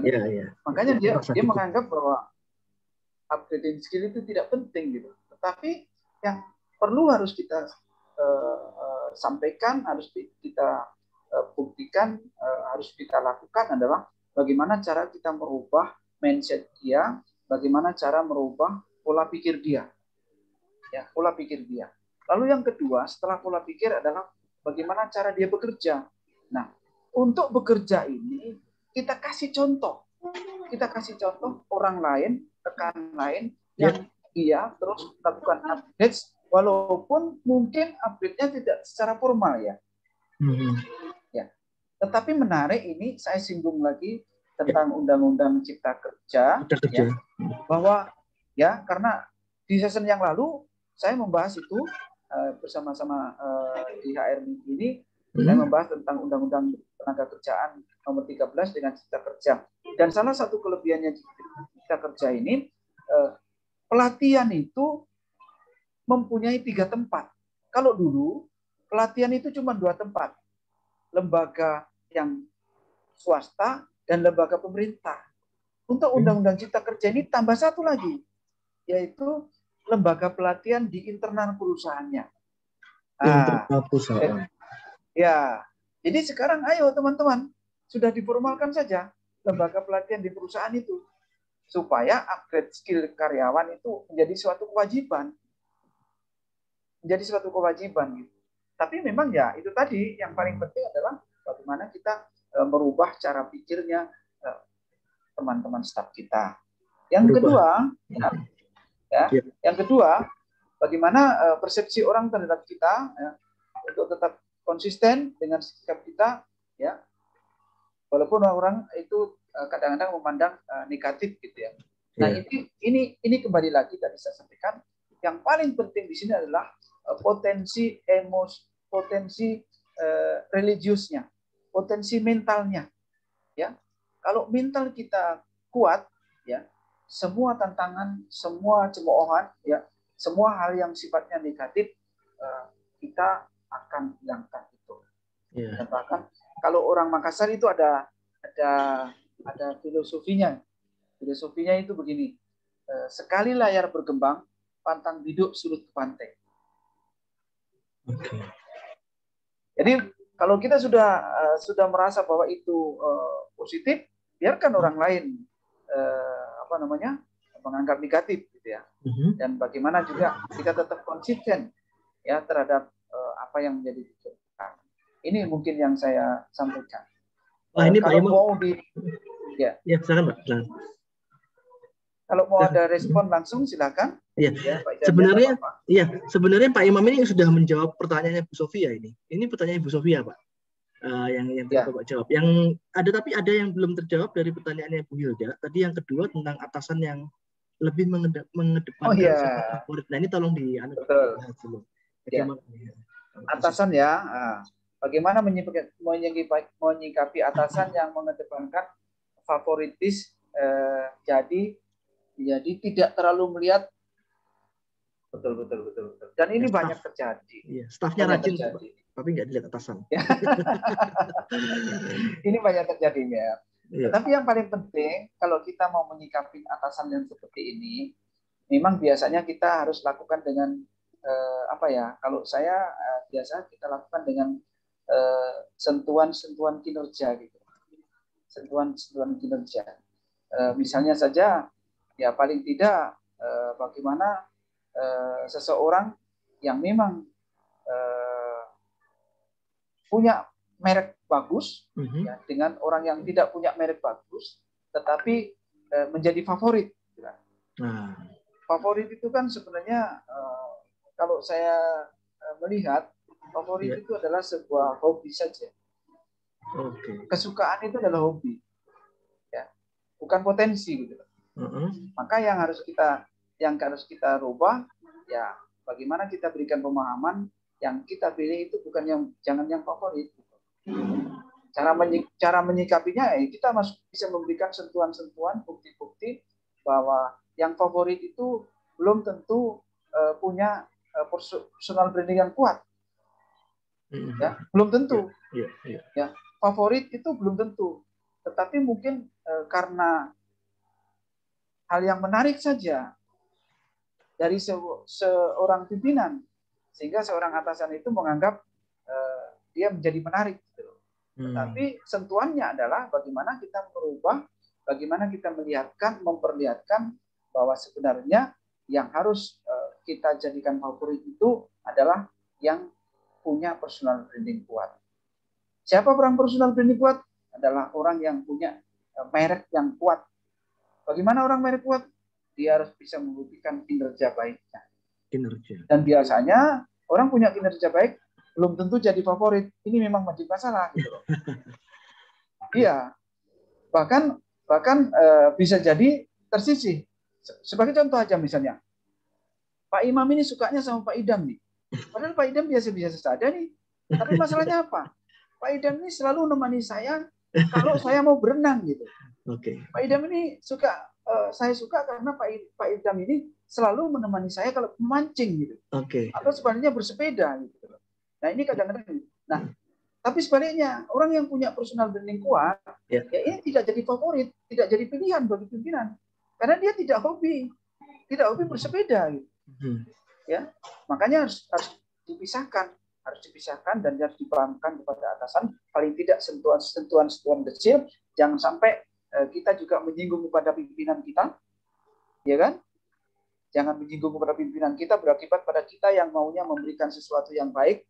Bahwa informasi seseorang itu Pak Idam itu bagus Pak, personal brandingnya bagus, dia kinerjanya, tapi mungkin dia tersinggung, ya bisa jadi menjadi ancaman buat kita. Itu mungkin yang saya berikan gambaran. Itu. Baik, terima kasih Pak Imam. Mungkin boleh kita dengarkan dari Bu Hilda. Bu Hilda, silakan kalau misalkan ada tanggapan dari dua pertanyaan tadi yang sudah dijawab oleh Pak Imam, mungkin silakan open mic ini. Terima kasih Pak Imam atas jawabannya. Sebetulnya jawabannya sudah jelas sih. Terima kasih banyak karena memang ya walau bagaimanapun atasan juga beda-beda ya Pak ya. Gitu. Jadi begitu juga dengan staff gitu. Karena memang terus terang juga staff juga kan kepribadiannya beda-beda dan mengubah. Saya rasa yang paling sulit mungkin mengubah cara pandang ya Pak ya.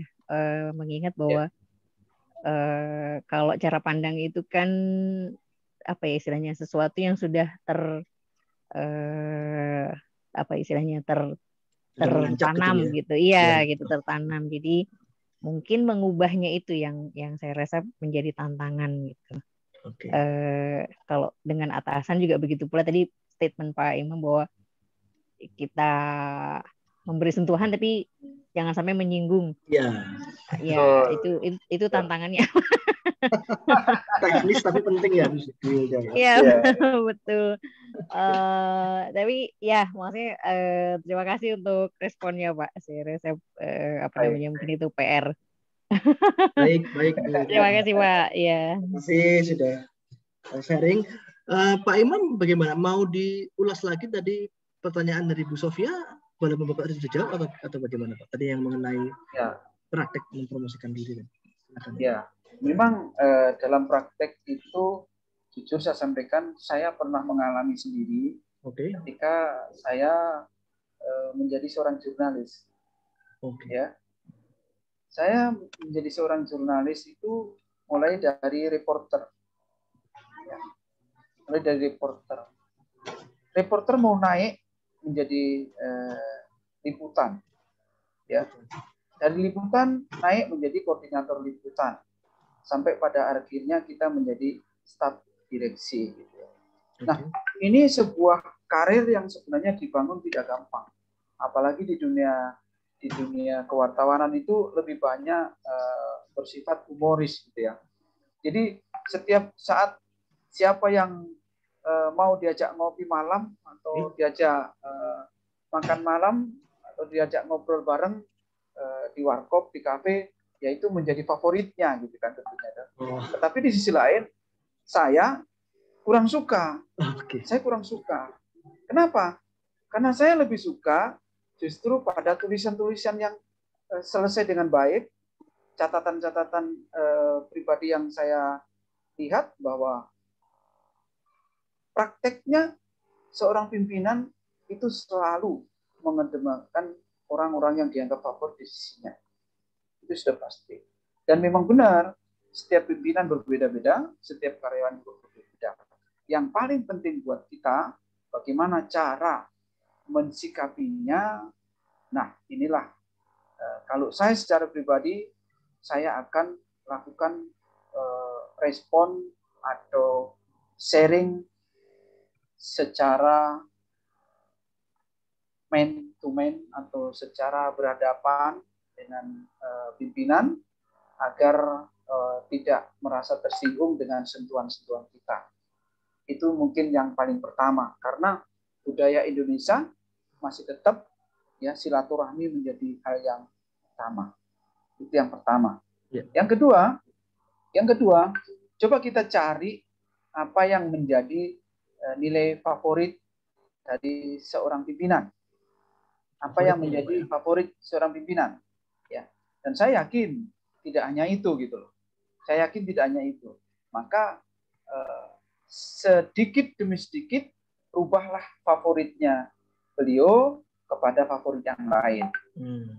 Dan yang terakhir juga harus bisa disampaikan kepada stafnya tadi bagaimana dia tetap berkomitmen menguatkan merek pribadinya, sehingga merek pribadinya itu akan menjadi nilai mutiara, maka yang difavoritkan itu akan sedikit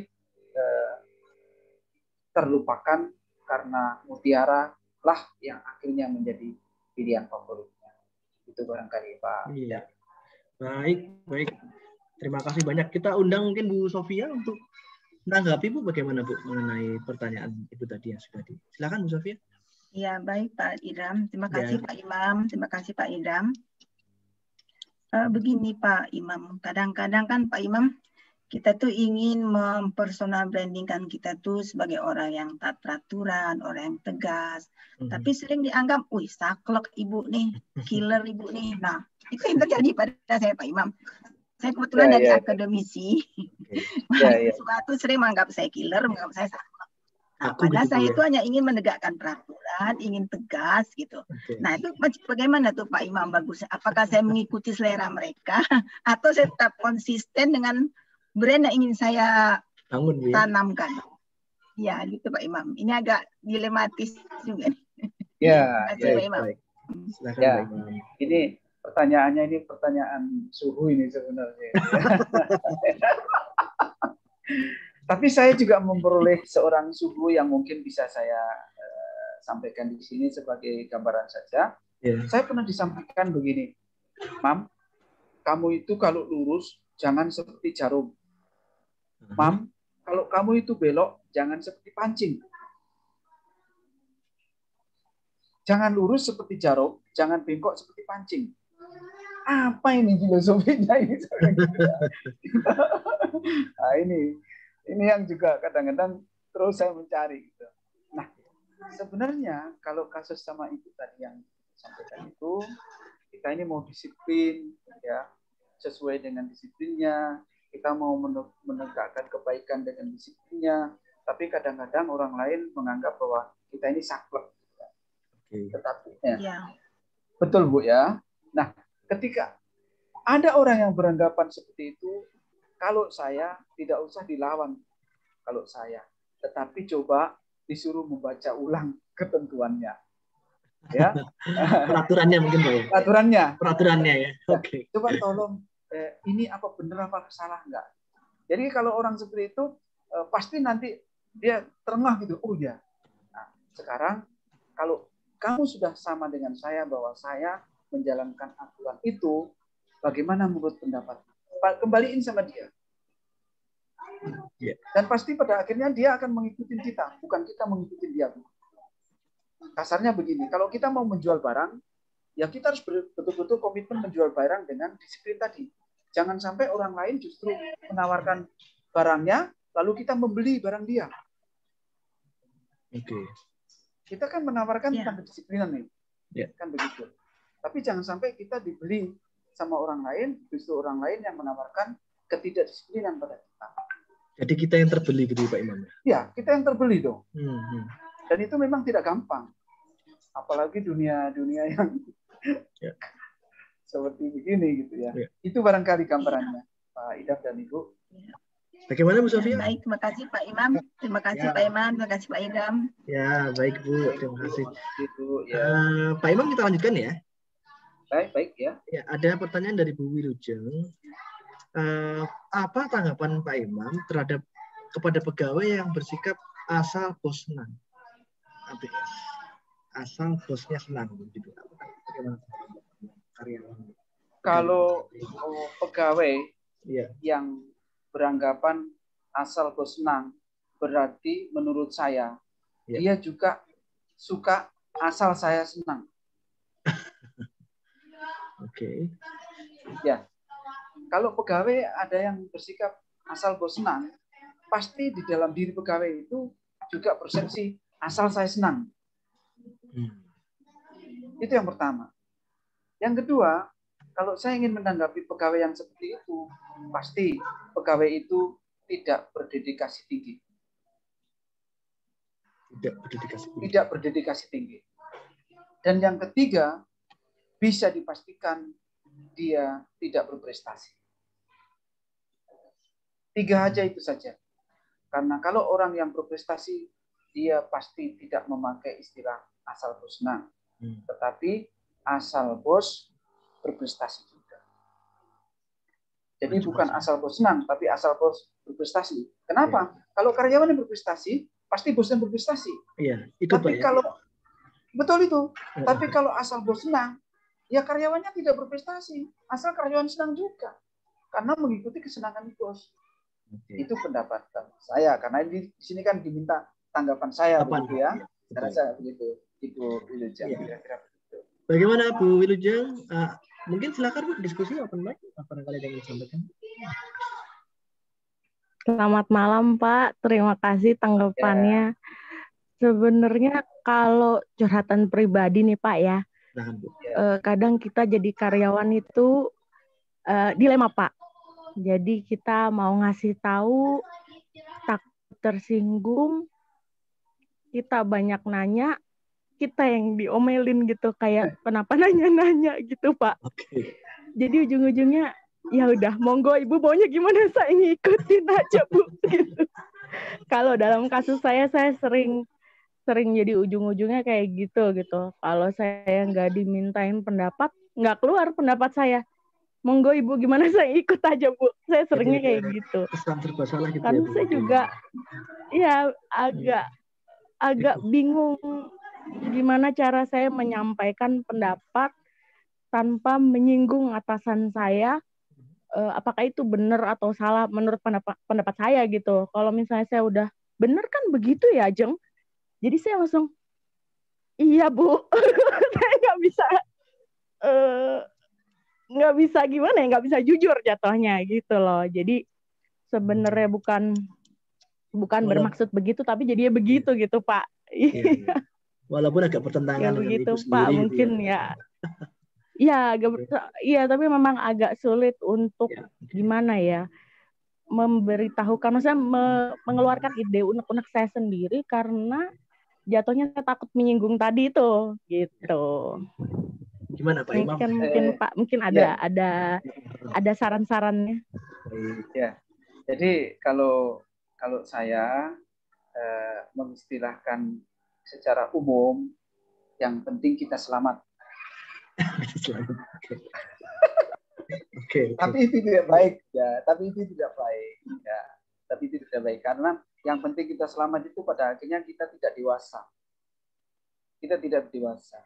Kenapa? Karena kita kadang-kadang selamat karena ikut di belakang orang.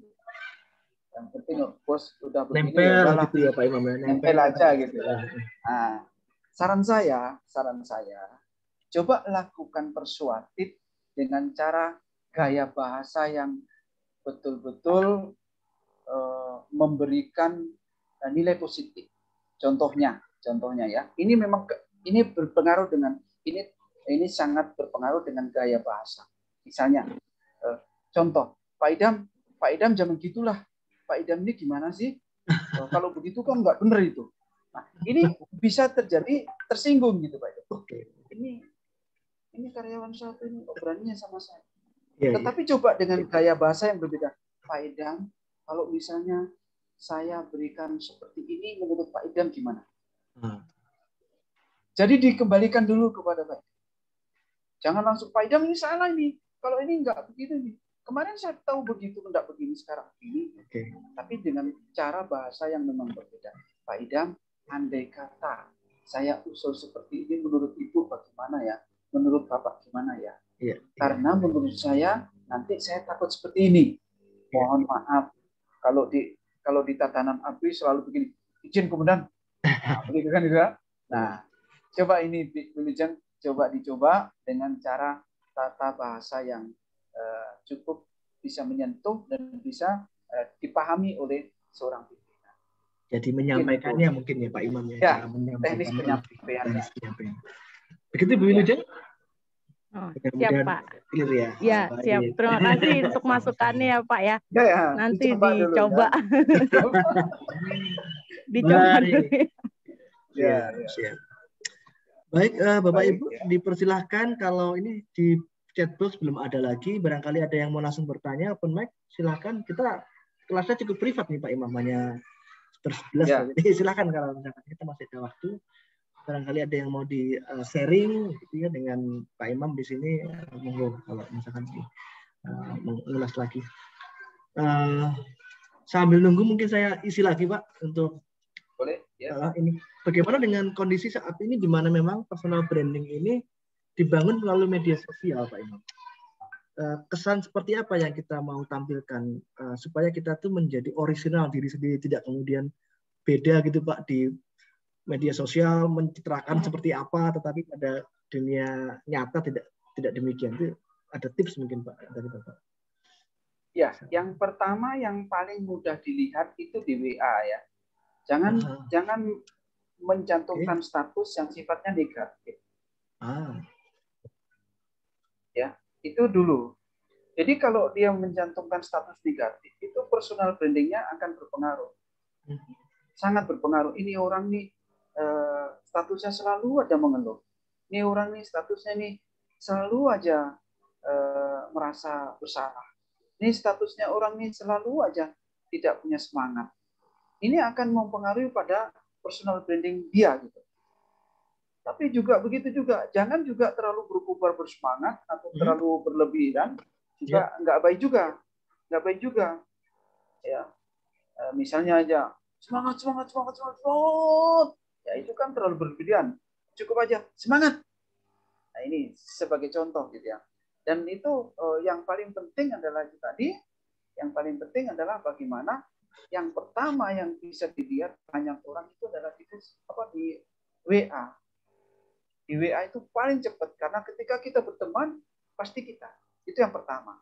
Yang kedua, cobalah rubah status di WA itu dengan ritme-ritme tertentu. Itu secara tidak langsung akan menampakkan bagaimana dia membangun sebuah personal branding yang hanya dengan status di WA.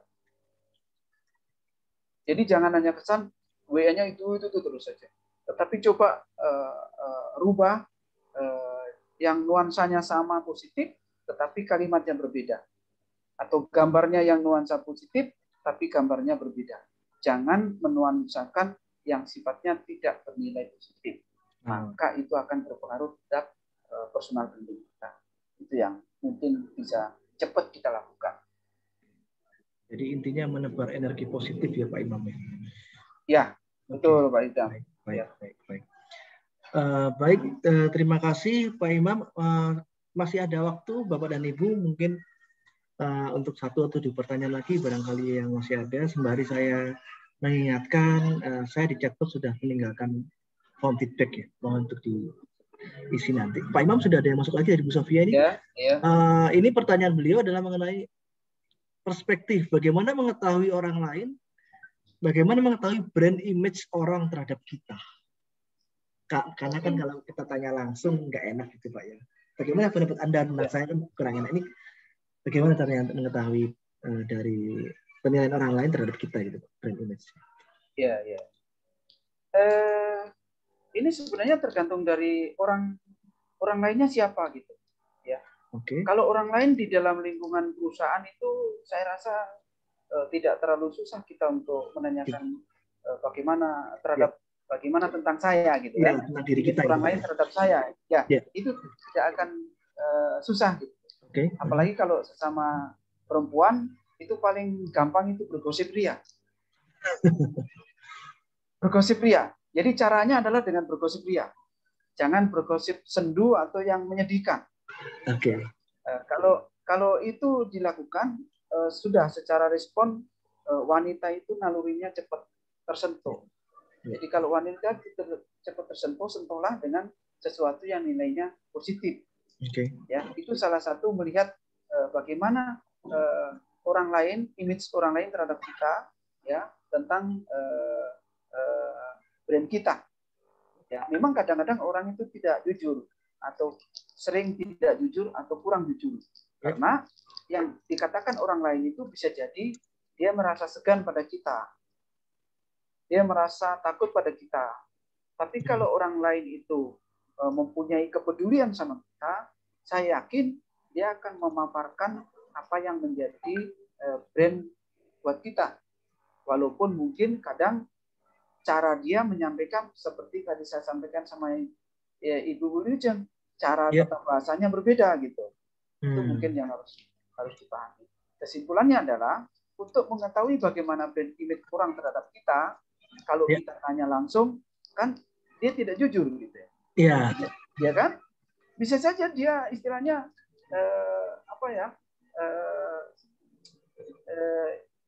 tidak langsung dipukul tapi lempar kanan dulu, lempar kiri dulu gitu ya. Nah, lempar kanan, lempar kiri dulu. Nanti akhirnya dia akan melakukan sesuatu pendapat tentang kita. Dan itu memang paling enak kalau kita lakukan dengan sifatnya sendal goro. Sehingga dia tidak merasa bahwa dia juga menyakiti dalam perkataan, kita pun juga tidak merasa disakiti dengan perkataan. Tapi kalau dilakukan secara formal, kayaknya orang pasti tidak jujur. Itu bagus kok. Enggak aja. Orang itu mau terungkap. Sama seperti hanya kita curhat. Itu mungkin yang biasa berikan. Baik. Bagaimana Bu Sofi? Barangkali ada yang mau disampaikan kembali mengenai apa yang diberikan. Iya, terima kasih Pak Imam, terima kasih Pak Indra. Jadi kesimpulannya Pak Imam, personal branding ini perlu proses ya Pak ya. Dan kita harus tetap konsisten meski orang lain menilai kita negatif. Pasti, itu Pak Imam. Betul sekali Ibu. Dan personal branding itu tidak akan pernah berhenti. Personal branding itu tidak akan pernah berhenti. Kenapa saya katakan? Ya, kenapa saya katakan begitu? Selama kita masih hidup dunia, kita harus tetap membangun personal branding. Dan yang lebih hebat lagi, bagaimana kita membangun personal branding pada Tuhan Yang Maha Esa. Wah, ini luar biasa ini. Fundamental lagi nih Pak ya. Ya, bukan lagi personal branding di kantor ya. Karena tadi Pak Idam bahwa di kantor itu kita harus punya etos kerja, kita harus punya etos budaya. Kerja adalah amanah, kerja adalah ibadah, kerja adalah rahmat. Sehingga dengan tiga pola etos itu tentu personal branding kita akan bertanam sampai kapanpun. Sampai kapanpun, bahkan Kadang kalau saya kalau saya kadang-kadang punya sedikit moto gitu ya, biar orang lain tidak percaya sama saya akan lebih buktikan bahwa saya tidak seperti yang tidak dipercayai. Menarik. Baik, Pak Imam. Dari tadi mungkin kita masih bisa ya, Pak, satu pertanyaan lagi mungkin, Pak ya. Boleh. Ya, ini tadi kebiasaan saya. Gimana, Pak? Kebiasaan saya, Pak Idam, dengan closing ya, Pak Miki. Ya, kalau misalnya masih ada pertanyaan, kita biasanya lakukan di kelompok grup beberapa waktu. Kita berikan kesempatan untuk saling sharing kembali. Seperti itu, Pak Idam. Baik. Ya, jadi ini dipecah begitu ya, Pak Imam ya? Di breakout. Baik. Ya. Oke. Dalam berapa kelompok nih, Pak, ini breakoutnya ini? Kalau pengalaman saya itu nanti ketika kita sudah selesai, nanti dibuat grup, kemudian kita ada sama-sama sharing beberapa waktu dengan pengertian ya bisa 1 hari, 2 hari, 3 hari. Betul. Untuk kita tetap membuat grup berdiskusi, saling melanjutkan, Pak ya. Ya, betul sekali. Baik, saya persilahkan kepada Bapak dan Ibu. Tadi kita melihat Pak Imam ini yang bertanya ibu-ibu ini. Mungkin bapak-bapaknya ini silahkan ini. Barangkali ada yang mau ditanyakan. Ada Pak Fahrul Razi, Pak Rama, silahkan Pak Rama, atau mungkin Pak Sandi tadi. Barangkali ada yang mau disampaikan. Kita masih melanjutkan diskusi yang tadi sudah dijalankan. Kalau tidak mungkin ini Pak, bisa dilanjutkan dari mungkin Bapak ada semacam ini kesimpulan untuk closing statement itu Pak Imam yang mau disampaikan kepada teman-teman di peserta. Baik, ya, di kesempatan akhir ini saya ingin menyampaikan bahwa mari bersama-sama tetap membangun personal branding kita, ya, karena personal branding itu tidak akan pernah berhenti, dan kesuksesan personal branding itu akan menjadi image brand dari orang lain. Oke. Baik, terima kasih banyak Pak Imam atas pemaparannya yang sangat menarik dan banyak hal yang kita dapat pelajari pada kesempatan malam hari ini mengenai hal-hal tentang personal branding dari pemahaman kita dari masa pandemi dan era digital, kemudian juga bagaimana dampak pandemi ini pada dunia kerja dan perekonomian, lalu juga bagaimana kita membangun personal branding di dunia kerja. Dan saya tidak akan mengingatkan terlalu banyak, tapi pada kesempatan kali ini saya mohon agar kita bisa melakukan sesi foto bersama Bapak dan Ibu. Apabila berkenan, mohon bisa dinyalakan mic-nya. Pak Imam, mohon maaf mungkin bisa di-close dulu share screen-nya. Ya, kita akan coba saya akan ambil foto untuk kawan-kawan Bapak dan Ibu yang sekarang saat ini sedang mengikuti. Baik, udah semua, tinggal mohon maaf mungkin Bu Wilujeng, Pak Sandi, thank you udah, Bu Hilda dengan Bu Nana, dengan Bu Yani barangkali memungkinkan kondisinya untuk open cam, tapi kalau tidak bisa tidak apa-apa. Oke, saya ambil ya Bapak dan Ibu sebentar, saya kasih ambatan. 1, 2, 3. Satu lagi ya Bapak dan Ibu. Ini kok nggak ada yang pakai gaya ya? Formal sekali nih sepertinya nih. Sebentar. Saya paste dulu. Personal branding. Wah, kena saya ini. Sebagai orang yang serius ya Pak Imam. Sebentar Bu, ini saya simpan dulu fotonya kenang-kenangan kita. Nanti bilang pick 1. Satu lagi Bapak dan Ibu, agak lebih rileks mungkin. Ya. 1, 2, 3. Oke, terima kasih. Sebentar saya paste lagi. Baik, dari saya selaku moderator mengucapkan terima kasih banyak atas partisipasi Bapak dan Ibu. Diskusinya sangat menarik. Tentu terima kasih banyak kepada Pak Imam juga yang sudah memaparkan materinya, yang ini akan menjadi berkah lah Pak buat kita semua, mudah-mudahan terpakai. Amin. Dan kami dari WikiHR mengundang kembali Bapak dan Ibu untuk senantiasa join pada event-event kami berikutnya. Tentunya apabila yang sudah bergabung dalam grup WA Group, kami akan selalu update di sana. Dan mohon maaf satu lagi, saya hampir terlupa, mohon berkenan untuk mengisi feedback Bapak dan Ibu ya. Tadi saya sudah sampaikan di chat box-nya feedback, mohon diklik di sana untuk perbaikan kami ke depan di GAR. Mungkin demikian yang bisa kami sampaikan bahwa kami berkesempatan pada acara malam hari ini. Terima kasih sekali lagi dan selamat beristirahat kepada Ibu. Selamat malam. Selamat malam. Terima kasih Pak Imam, Pak Edda. Terima kasih. Bapak sekalian. Maaf tidak bisa menyalakan kamera, sinyalnya lagi nggak stabil ini. Tidak apa Bu. Terima kasih Bu. Terima kasih semuanya. Terima kasih. Selamat malam. Selamat malam Bu Nana. Salam sehat. Salam sehat Bu. Salam sehat. Oke. Baik. Ini izin live ya. Silakan Bu. Stop.